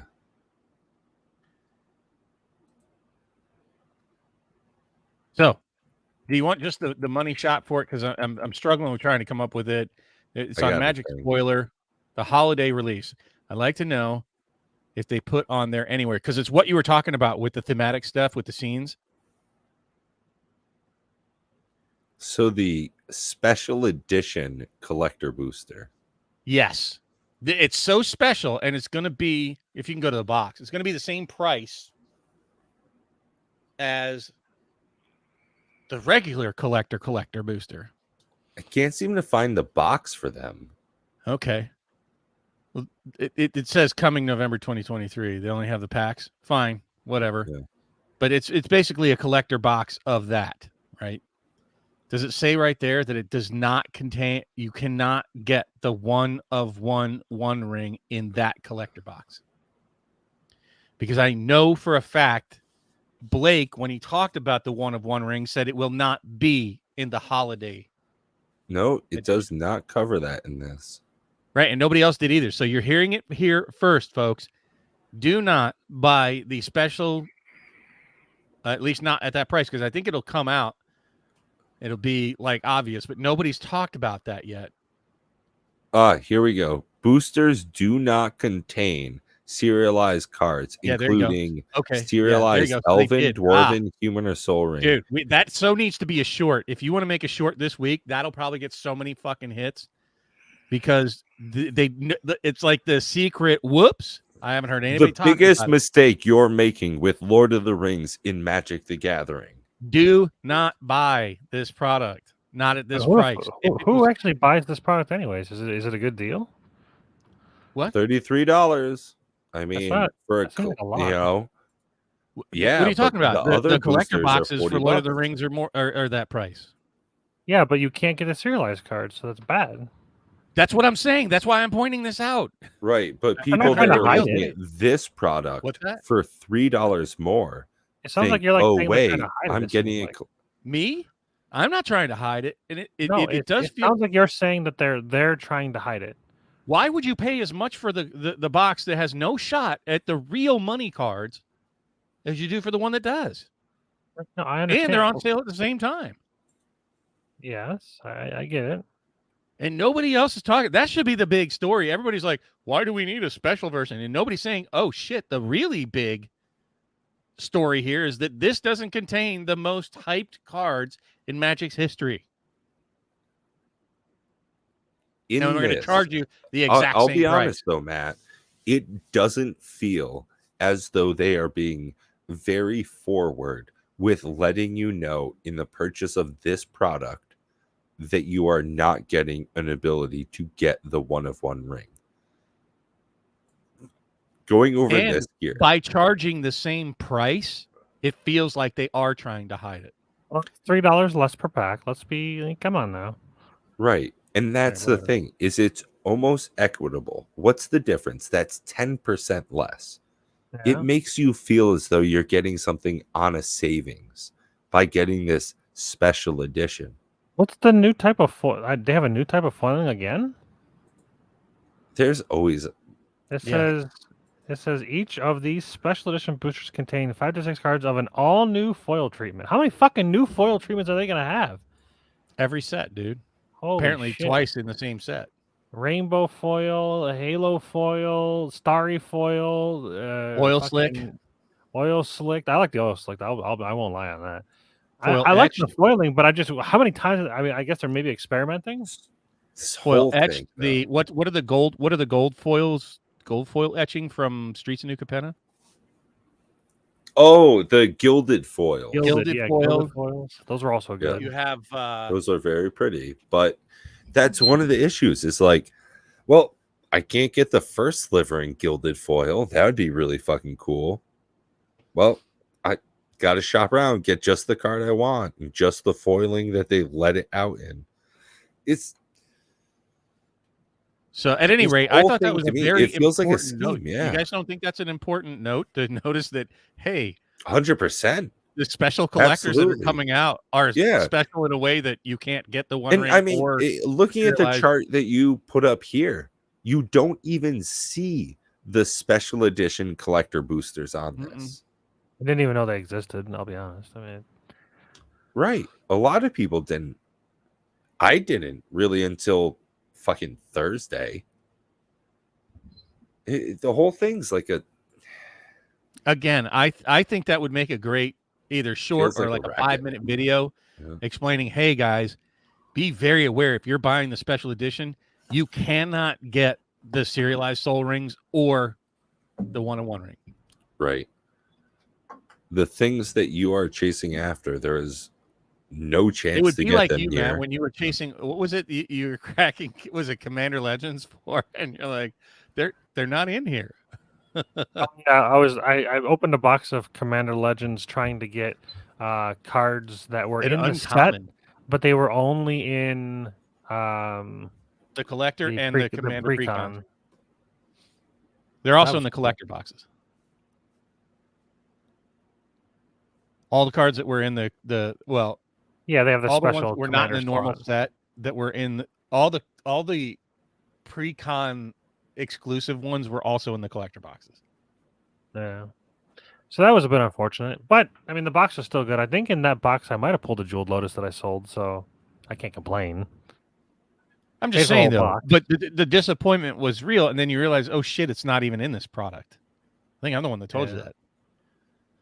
But Probably. it- I'm like, yeah, I it- opened it- an entire box that I didn't get. Whoa, it was like a stupid card. It was like a very like silly uncommon, like uncommon. It was a Oh, green it was, and white uncommon I uh, bought for you. I have it. I still have your copy here. I bought 4 copies. I got one for you. I don't remember. It was. I think it was part of my Broman. The Broman? Honestly, I No. think you were looking for like Thought Vessel or something. No. He was looking. It was a white card. It was for the I thought it was a white green uncommon. Anyways, no, it doesn't because matter. the deck that I was playing was a white red deck. It was a Boros Okay. deck. The Either whole way, point- you're fucked if you buy these special edition collector boosters. Because realistically, like, here, hashtag cut this shit. Like, this Do is they have bullshit. something Like, special? what the What's fuck are you special gonna thing do? about 'em? You're gonna get a card that's got like a fancy addition to it, and it's worthless in 30 days. Like, all I'm it- saying is that you're not going to get the 1 ring. Like that's the biggest hype for this set, and it's not in the right? special edition. You folks. can't get the 1 ring. You can't get the 1 of 900 ring. You can't get the 1 of 700 ring, and you can't get the 1 of 500 ring. All you're gonna get is cards that there are a lot of. Okay, actually maybe pretty you common, can man. get a Jeweled Lotus, but that Jeweled Lotus is gonna be all over the fucking place. That card's not $80. That card's $44. That's what it's worth. If you're lucky, you're fucked if you buy this product. you're fucked if you buy any of this product unless it's on sale or fire sale. Like, Or mismarked by Amazon. right. Hashtag fucked up algorithm. So at any rate, I just thought that was noteworthy. That was the one thing that like really jumped out at me this week. And then I had to go back and check, and I did. And I'm like, oh, I need to talk about that on Saturday. That because nobody's saying it. Nobody's bringing up the fact that you can't get the serialized cards in the special collector version. They're like, Right. oh, this is garbage. They're just trying to yeah. milk us. They're trying to reprint a set that just came out 6 months ago. Blah blah. I'm like, that's not the news. You lead with you can't get the serialized 1-of-1 ring in it. Like, Right. Yeah. Dash your hopes upon these rocks. Oh, Hometown TCG did a video talking about these special edition collector boxes, by the way. Yeah, it's know. my boy I saw that. Josh. Yeah, I was texting with him earlier about. And that's what I'm saying. Nobody was talking Yeah. about, and maybe he did later because I probably only watched like the first 4 minutes of it or so. Oh, He- by he's the way, very I have cool a guest for next week and lining I saw up a that. guest for the week afterwards. So Didn't you Yeah, I'm also just say reading that the you were? comments. Anyways, So we it's can got talk about some that new later. foiling. That's the I guess that's the special benefit of the box. Right, but I think the biggest news is you can't get the serialized cards in this. And like Yeah. Louis talked about it. If you Right, hometown TCG. Also, oh God, what the hell is this Louis' channel's name? Kitchen Table TCG. Kitchen Table TCG. He I also hate did how one. similar so many names are. That's why I like how we just stuck with pure MTG. Ah, fuck it. We're gonna do what we're gonna do. It's And we're not even it's- pure MTG. No, hashtag D&D Wednesdays. Like, fuck them. Like, At any rate, Whatever. I thought that was like the most newsworthy thing, and like nobody brought it up. And I'm like, mm, folks, I think that's the hashtag bigger news. Now watch. It's because we said it here within a week or two. That's going to be the big hate buzz in the next 2 weeks. It'll be Yeah, the right, professor yeah, thing or somebody else. That's the one thing that sucks about being such a small channel is like, hey, we're bringing you some good news, folks. If you just tune in, oh, might that's save one of you a the few funniest bucks. things is that like the people that we have on have thousands of subs. Are literally like 10x our channel. Sure. It's just ridiculous how many people watch our channels as far as creators, and we don't get a whole lot of like regular viewership, but people that have an actual interest in the game, where the market's going, what card production is like, and what is equitability between price and value. We have a lot of people that tune in for that stuff, but it's not a huge share of the market. It's really funny to me how deep our cuts get, but how shallow the pool of our viewership is sometimes. You know what? So cool. We have, what do they call it? Like a cafe audience, a smaller. I'm fine with that. I'm absolutely fine. I don't want the trolls. Trolls, I don't want you. You can fuck right off. Like, just go. I don't need you. I don't need the people that are begging for cards. Go get a job. Seriously. Like, I don't want to give you my card. And most of Why the would I cards give you want are bullshit and they're worthless. Well, So, you know what? yes. If you want cards, makeplayingcards.com. NPCphil.com. Yeah, it's There you go. That's where you get your cards. Not a sponsor, we want don't a give sponsor. away free Yeah. shit. That's not our shtick because we don't have a shtick. But we do talk about the real of the card markets and games. And you get some really good stuff here. Yep, you're right, Prime. Get the fuck out. the fuck out of here. But you get some good nuggets of wisdom here on this show. Not just from me patting myself on the back, breaking my arm. All three of us here, and the guests that we have are phenomenal. That And how. when we, Yeah, when I'm we're- just when we're dealing with surprised the people we wrangle into this program. There's Like, no facade. If you meet us in 2 Oh, short months yeah. out in Indianapolis, you'll find out that we're exactly like what you catch here on the show. We're not trying to push anything, so there's no angle. We have no angle. Like I'd like to know what yeah. people think. I've been accused of being a shill before. It's Yeah, like, like what a ridiculous thought. What am I God, I shilling would for? love to get paid. Yeah, like it's give me something to shill for, and I will. I guess we're shilling for MPC, and they don't even pay Yeah, us, right. folks. Like, we get no dollars for it. It's like- We just love it. This is a good thing, dude. Well, It's so like, behind the Need to do scenes, another I was order. talking to Bob and Matt. I was like, "Hey, man, I love making proxy decks. Like, this is the way I want to engage with Magic. You know, just mess with the products you want to mess with. And I was like, one of the biggest things I ever had on my channel, I still have thousands of views. I've gained like 5 subs not making any content because of how to make proxy videos. There is such a huge market to that it's astounding. People would Sure. rather engage with how to make a fake Magic card than looking at real Magic cards. When it comes to like news content, it's I don't watch box openings. I don't watch spoiler videos for the most part. Like, I don't give a shit. Like, Because it's going to be here's what the it's going to thing. be. It's, Here's the difference between getting a proxy and getting a real Magic card. When you open your pack of proxy cards that you've ordered, which have a financial value, and it's what you paid for them, trying to resell them, I don't know what kind of market there is on reselling. Yeah, proxies. you don't There's do gotta be that. some. Yeah. But there's no emotional attachment. Like, I don't know. Do I have a valuable card here? I So don't know. let's say like, all right. So there we go. So let's say somebody went back and opened a box of Mercadian masks, and this is not a proxy. This is a real, legit. There we go. Pretty card, huh? Damn, that is. Oh, you get that nice shine on those old foils. Look at that. Wow. Just It disappears. looks especially cool because of the green screens doing something funky. Yeah, Whenever it 100%. foils green, it makes it look really cool. But this Yeah. is white. Right. So at any Well, rate, what I'm saying it's is, funny you all say right. that, Bob. Is like no emotional. but there's the emotional attachment to this is it can go up. Like when you open it, you're like, oh my God, it's a very old school foil. But it can also go down. When you have your proxy, that's it. You don't ever check the price on it again. It costs what it costs. I You feel had that it. though. But like And when that's it. When I have a picture of like me and when my they reprint it, cousins you go, when we were oh, cool. 7. I've already got one. Right. Like when I look at my proxy decks, I don't think of them in the price point value, but there is definitely the value that I spent looking through each one of those to get really cool forest. I don't have one forest feel that very looks like another personalized. one. Yeah, and that's what I mean.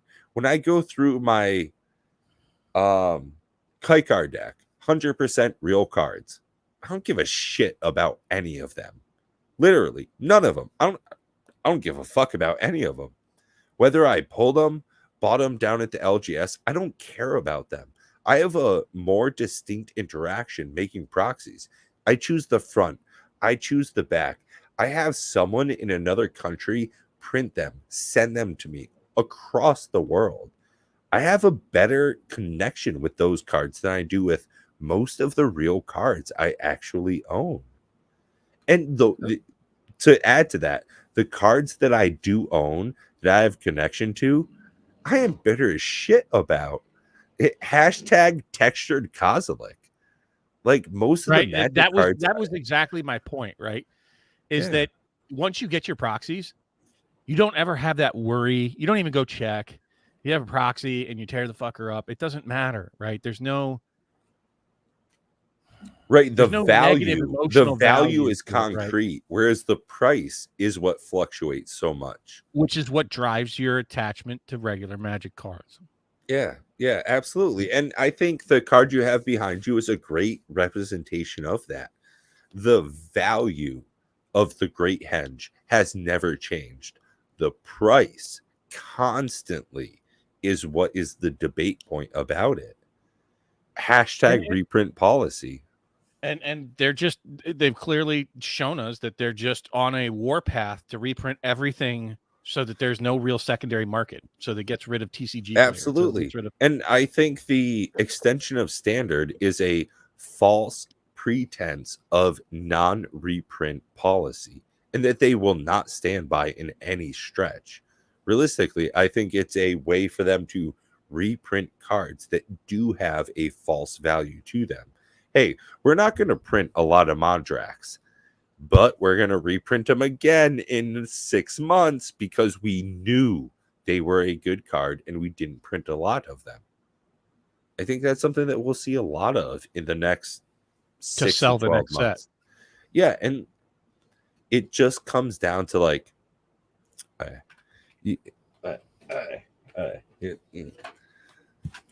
Flesh and blood, right? Flesh and blood, right? Right. Yeah. Follow it. Flesh and blood. Yeah. You know why? Because that's what I would rather open and actually have an interaction with the cards. Make decks. I know they are not going to reprint. The only reprints they have ever done, fucking Historic Pack 1. They do it every 2 years. They have done it one time. That's the type of policy I would love to see in Magic the Gathering. We'll never fucking see it. Never getting close to it. Well, and let's explain something though with that Historic. So when they did reprint them, they reprinted them in white border specifically because they knew they weren't going to be as pretty and desirable. Funny enough, I think some of the white borders actually look pretty good. Oh, dude, it's funny. I've been in contact. No joke. Hold on. Yeah. Whether you personally like them or not, that was the choice that they made. And they even publicly came out and said it, that they would be less desirable in white border. Right. So that is the point that I was trying to make before about a difference between a company where the leadership understands a fucking collectible card game and that it is collectible versus a company that doesn't, like WotC. I believe 100% that James White would be. I would love to see him take over WotC. I'd love to see him buy it. Love to see him be in charge of it, and I'd love to see him take ownership of it. Now he'd have a conflict of interest, being that he has competitive games. You know, the Flesh and Blood is in competition with Magic, but that is a clear difference to me between a company that gives a shit about their product and their fan base and the fact that it's a collectible and understands what they're doing with their print cycles, with their choices for the game. I think that Flesh and Blood does a far better job at stewardship than WotC does. I challenge you in the comments to prove me different. And I think that the serialization that they're doing for Dusk Till Dawn is a great exemplar of that. Is that there are 10 of 2 different types of heroes comparable to their commanders. So there are 20 hand-drawn, signed cold foils. Whereas in Magic the Gathering, we have had these artist proof of cards that's just a gold stamp. The cards that are serialized are all exactly the same except for 3 numbers that can change. Not all of them do, but can. That's it is different. a small Actually, text box. To be fair, they're doing something different in Lord of the Rings with the Soul Rings. But yeah, I'll give you that.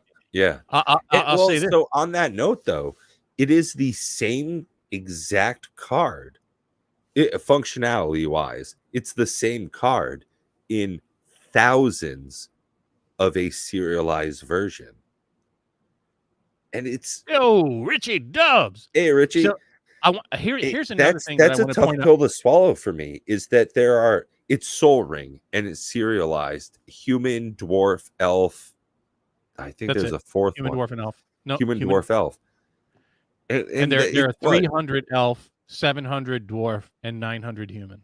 So 1,900 serialized cards versus 20 in the new Flesh and Blood set, and the huge difference in audiences, but just it's the same. It feels more collectible. It feels more hype. But here's another thing about Flesh and Blood where they got it right and WotC gets it wrong. James White is, and I don't want to say it's exactly just him. It is a company, but I'm assuming it's him. Is more transparent. They give us the print run numbers. It might take them a couple of years, but they give them to us. As a buying public, we know what we're getting. We know what's out there in the market. As an investor, as a collector, I have at least an inkling of what I'm getting into. WotC, they just play all kinds of games with their print runs. I don't know did you watch Solar Games? Recently, he's been talking about the reprint of the Warhammer 40K collector decks. Yeah. Yeah. And that's nothing new, though. Yeah. I hear anybody that's been very attentive to the market has seen both reprints of the regular decks and the collectors. Matt, I think you had a point on that. He was pointing to his Warhammer decks in the background. Oh, okay. Are those the collector boxes? Nah, I didn't bother. Yeah. So, but my point is, I don't want Pringles. for good stewardship and good faith with the buying public, I feel like James White has done an exceptional job at being transparent, at being forthcoming. Even though I don't agree with, like, I think I've told you before, I think that I like the first edition unlimited model better than their, what do they call it, Fab 2.0. Yeah, exactly. I'm a much bigger fan of having, you know, like those chase boxes in the beginning, like, and that's fine. That's his choice. But I still like what he's doing with the company and the game, and I think he made those decisions. And he even said why. WotC, I can't trust a damn thing that comes out of Chris Cox or Cynthia Williams or any of them. I can't trust a word that any of them say. Right? I have no faith in anything that they say.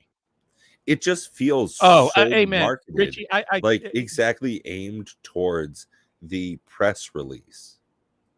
Richie brings up a very good point. I guess we could sort of sidetrack there, because we were talking about the serialized cards, and I agree with you, Richie. I've said it on multiple channels. I've said it multiple times. They should have picked like 5 cards to make serialized out of Brothers War, and even if they did like 1 to 1,000 of each, that I'd be fine with that, right? And instead, there was 35 cards, and there were 70 cards in the March of Machines. And I think that's one of the things that made the Neon Hedetsugu so sought after, is that it was one type of card. The reverse Viscera is. Right? The serialized cards in Brothers War aren't even from Brothers War. The serialized cards, they're from all over, mostly the place. From March of the Machine, are not from March of the Machine. Right? I know there's the 5 Praetors that are, but I'm just saying the other 70 or 65 are reprints, right? It just and they should have picked what they should do with serialization. So WotC, here's a freebie, because I know I'm your golden child tonight. Take your best cards from a set, your push cards, and we all know there's going to be push, and there needs to be push, and that's fine. Those are the only ones you make serialized, and you only make serialized cards one time on their first print run. Even if you reprint an Elish Norn, that it only ever gets a serialized one time. You can make that policy, and it's only from the first time that card is released. Right? That you can't ever make it serialized again, because there's nothing to say that we won't get another serialized Ragavan in another set. It'll be reversed serialized, the mirrored serialized cards. The countdown cards. That's exactly it, Matt. I'm fucking feeling the same thing you are. They're just gonna. You see what I'm saying? They're gonna just do the same thing in another way. Like it'll just be backwards Mondrak, where if an opponent were to put nothing, holds what I'm value. saying is it doesn't matter if it's serialized now. They haven't said they won't make another serialized Viscera Seer. Yeah. Right. That's not. That's what I'm saying. They need to do something, right? That can give some form of collectability, and that's why I say that it's because nobody cares, Richie. That's why. So Richie Dubs, they need to cram equity reprints into every set nowadays for whatever reason. I'll tell you honestly, the reason to me is because nobody fucking cares. And when people see, hey, Commander Masters, I can get Nerd Dragon, I can get a Jeweled Lotus, I can get probably Edgar Markov, I can get all these great cards. Oh man, it's so worth it. That's why. Because nobody really gives a shit about new cards that come out, because they know they're fucking worthless. Well, and here's the thing, though. We have like price point acclamation. When you see that like a dozen eggs should cost $3 and they go up to $5, you go, oh wow, price has gone up. When they go to $1.99, you say, oh wow, they've gone down. It's the same thing when you look at Magic the Gathering, is that you have price anchoring. You're used to a value. But now Magic has decided to go through and just cut all of the value out of the price. If Well, only and there here's was the like thing. a list of that they could put out that like would like prevent a card from being reprinted again. If only there was like some kind of list that they could create where they would just like never That- reprint that and card I again. think Oh, that's right, a like good idea. where like they decided to reserve the Yeah, amount yeah. of Like they yeah, just yeah, they like just vow to never reprint. yeah, like And I think let's that's specific card terrible. I again. think it's a terrible idea, and I think that's gatekeeping. I think No, they I need to think do what I'm saying is I think the serialized cards of any version, any special version, should go on that reserved list. a pseudo They should never- reserve list, they- not yeah. cutting people out of play pieces. And that's No, why only the cards that are like the special versions. you're We'll call talking it about that. We'll call it the reprint reserve list. Well, I don't know what the you mean by that. super If you're talking about like a different version, that's I'm talking like a Protected. serialized version of the card can never be reprinted again. That's the reserve list I'm talking about. If you have a serialized version of a card, that goes on the reserve list. That can never be reprinted again. what do That's you what mean, I'm like as a serialized card, or that they As can't a serialized reprint- cards, yes. Okay, yeah, that's what I'm Only saying. as serialized. Yeah, well, that's what I'm saying. That I just literally said that if they adopted a policy that they only serialize cards out of the set when it's the first release of that card, right? And then they can't serialize it ever again. They can you had reprint that- it, if you had but that they can't idea, make they a would serialized version of probably- it ever again. Render you silent. Anyways, I'll be here. But all at day. any rate, they need to do something. And I agree with you, Richie. They're going to break whatever fucking promise. There are a bunch of ninny muggins up there. Anyways, I got my blood pressure up, and it's 9:00, folks. Yep. Thanks for riling me up. But yeah, I think that bad stewardship just is it's unfortunate. I sound like a broken record, but it hasn't changed, folks. It hasn't changed. And we keep feeding that beast by buying ridiculously priced products instead of proxying them. And if that's what you want to Right. do, go And for it. I guess I'm not. that's like one of the reasons why I'm so fine with Flesh and Blood 2.0 and the way that they've started doing their new model is that it's similar to like Kaladesh style. Is you just buy the box. There's one fucking box. That's all you get. It's either you want Uprising or you don't. Do you buy Dusk Till Dawn or you don't? I kind of like this style where it's just invest in this one product line. This is all you have. Enjoy it. This has all the good. This has all the bad. Some boxes are fire. Some are not. And if you go for the whole case of it, you have a better guarantee on the product line. I'm going to disagree with you. Then there are many card games that have done the limited and unlimited version. And if you look in every case that I'm aware of, the limited version of that card game's product line for a box, we'll call it alpha, beta, whatever set you want to call it. The limiteds are always more expensive, and they are limited because they have a smaller print run. And I think that's a great model. Does that mean that people can't play? Absolutely not. And they print, like 5 times or 10 times or 100 times as many unlimited as they do limited. I think that limited is a good thing, and it does make a desirable collectible in the collectible card market. And it still becomes game pieces down the road for people that end up having money later in life that they can go back and buy the special versions of them. They try to do it in a pseudo way by shoving in, the majestic cold foils and things of that nature as a pseudo limited versus unlimited, but it's too small at that point. So I disagree. And I think that they should get back on the train with the limited but here's where I'd make the change, right? Unlimited in almost every case comes out later. It's a later print run. Right. That's one of the line your reasons ducks they up talk and about release them both at the same time. And if you want to make it a little better model, then you have no pre-sales whatsoever on unlimited. You can only pre-buy limited, right? But you have to set your orders in months in advance, right? That would be, I think, a very acceptable model to the market.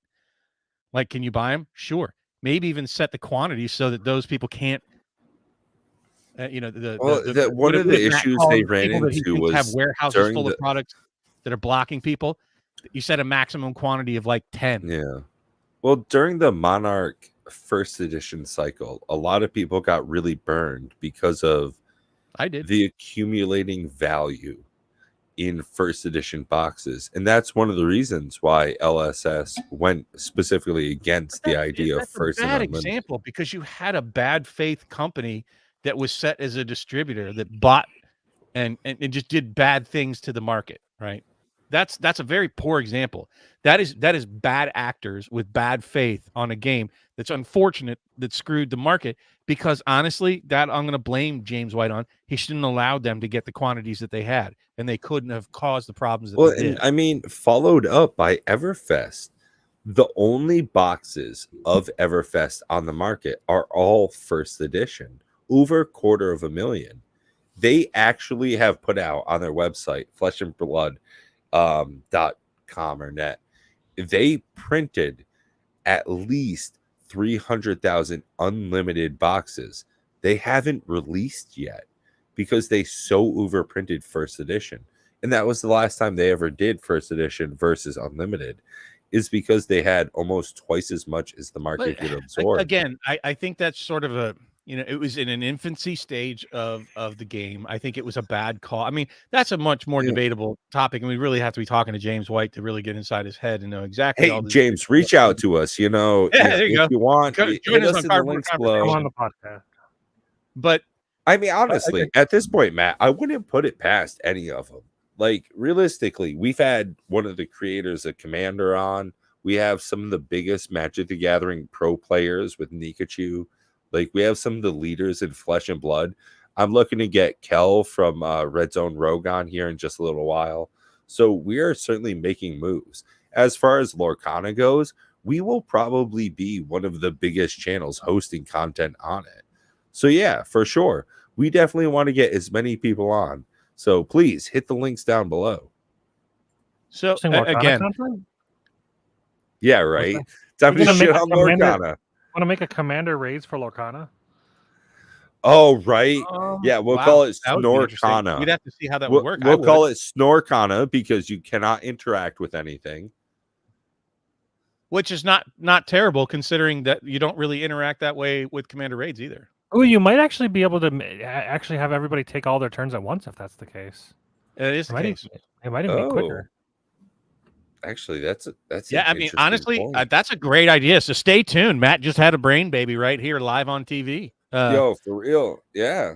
So yeah, funny because I was being sarcastic, but it actually could work. It could actually but work. Realistically, like if there's no interaction, why couldn't we all solitaire at the same time? Yeah. So at any rate, yeah, I was just pointing out the difference in my eyes. God, your beard is so impressive, Matt. Look at that shit. Look at you. Fucking hell. I have it in a thing, but I'm like, every now and then you gotta let it flow. You gotta unleash the beast. God, do you use oil on that? What are you doing? I make my own oil. Yeah, well, me too, but it comes out of my nose. That's interesting. I love the stunned look on Bob's face. That's exactly I was wondering why you zoomed in on his face. Yeah, that's exactly that. But nothing happened. What do you mean? What? I zoomed in on him and just. No, it's like once we're 2.5 hours into our D&D sessions. Also, hey guys, if you subscribe to the video here, you will get D&D content as well for free on a weekly basis. So make sure you tune in every Wednesday, 7 p.m. Eastern Standard Time. I gotta say, I look forward to it every fucking week. It's the funnest time. Dude, I've been 3D printing like a madman. You shared some of that stuff. Yeah. All of these are 3D printed. All of these are 3D printed. I printed this like sick lich. Look at this thing. Oh, dag, bro. Stop looking at my face. There you go. Got like a cool like base. Yeah. But yeah, it's pretty cool. I broke my screen on accident. Or not my screen. My there's like a protective piece on it. Yeah. On your resin printer. But I got my replacement today, so it's literally nice. It's literally just a sheet of plastic. That's all I needed in order to fix what I did. I dropped a piece of metal on this and it poked a hole through it. But anyways, yeah. I've got 20 minutes before my my league game starts. By the way, No worries. I figured 2 hours is Yeah, long enough. for sure. I think Bob's got something he wants to say though. He's got that look. No. I think he's good. He's just chilling. He's chilling. He's just thinking about that next deck tech. With my $40 gift card that I got from winning the Drake Controller Magics League last month, or second place at the least, I'm gonna probably buy a history box because that looks fun. Yeah. You know what's funny about okay, so here's the thing. I normally don't like white border cards, but the thing that makes the white border cards good in Flesh and Blood is that they have on the side, they have like these cool themed borders, and when it's black border, Yep. a lot of them gets washed away and you don't actually get to see a lot of the detail. But on the white border cards, I actually noticed they look better. So I was surprised that I was looking at the whiteboard and I'm like, I actually think that I might like them better than the normal version. So I'll probably end up buying with the $40 gift card one of the boxes. Plus they're cheap, like Flesh and Blood. What are they, like 60 something or $80 maybe? I don't know. History version The pack 1. history packs usually run about 100, 105. On TCG, they're 102. So I can get it for Yeah. $60. Oh, that's right, because they have 36 packs in them instead of 24. Yeah, they nasty. That looks fun. They're Oh, a yeah. very fun product. If you enjoy that kind of stuff, make sure you like and subscribe to the channel. We got a whole shitload of shorts. I went through a whole box of those. So I got like half of them on tape, and I got a whole another box of them here. So make sure to like and subscribe, hit all the buttons, do all the things. You know what it is. Yeah, keep an eye out for the channel. I'll be doing a review of the Lord of the Rings set soon. Maybe Monday. I might go live on Monday evening sometime, probably 7 or 8 Eastern Standard Time. I'll go live. I'll do some live reaction reviews of the set because I actually haven't looked at the set besides what we've done today. I haven't looked at anything else besides like the ring and whatever the few cards they initially spoiled. But past that, I don't know what's in the set at all. So I'll do like a set review of my first impressions. We are dual brain, Monday. but I think we're wrapping it up here. We're just kind of doing our salutations out here. And Matt said he's going to do some Lord of the Rings. I don't know. Maybe if he hits me up, I might join him live to do some reactions.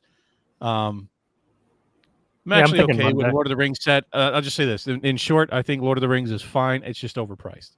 I'm much less happy with Commander Masters. Yeah. I'm excited for Commander Masters. I think it's going to be a banger. I think it's going to be the worst thing that happens to Magic in a long time, and most people will be absolutely disappointed. And I cannot wait to see people open packs and lose their fucking shirts. I think that's yeah. No, I Like, will laugh at that. I do. Yeah. I'm a No, stick- like I'm a honestly, stick fuck. I'm I a watch terrible people open person. bags, Like and I'm like, I "Did they really open it up?" like I am very Schadenfreude. I really look forward to people losing their fucking money on it. I think it is clearly a waste of investment, and anybody that buys in on it is absolutely an idiot for doing so. Put comments down below if you disagree. Honestly, say Pat's a shithead for his dumb opinion, something like that. But really, if you buy into Commander Masters, this is a You're very asking for it. stupid You're asking for a thumb up. like, You're asking you- for an oil check. I've already mortgaged my house and pre-ordered $30,000 worth of. It's like Commander buying Masters. milk I'm ready. I'm as all a in. long. It's like buying milk as a long-term investment. You're a fucking idiot. Like, yeah, All I right, get guys. that. Yeah, have a great night. Y'all been incredible. Thank you for joining us this evening. Until next week, we've Be been good. Pure MTG, and you've been purely incredible. Thank you for joining us Awesome. tonight. Later.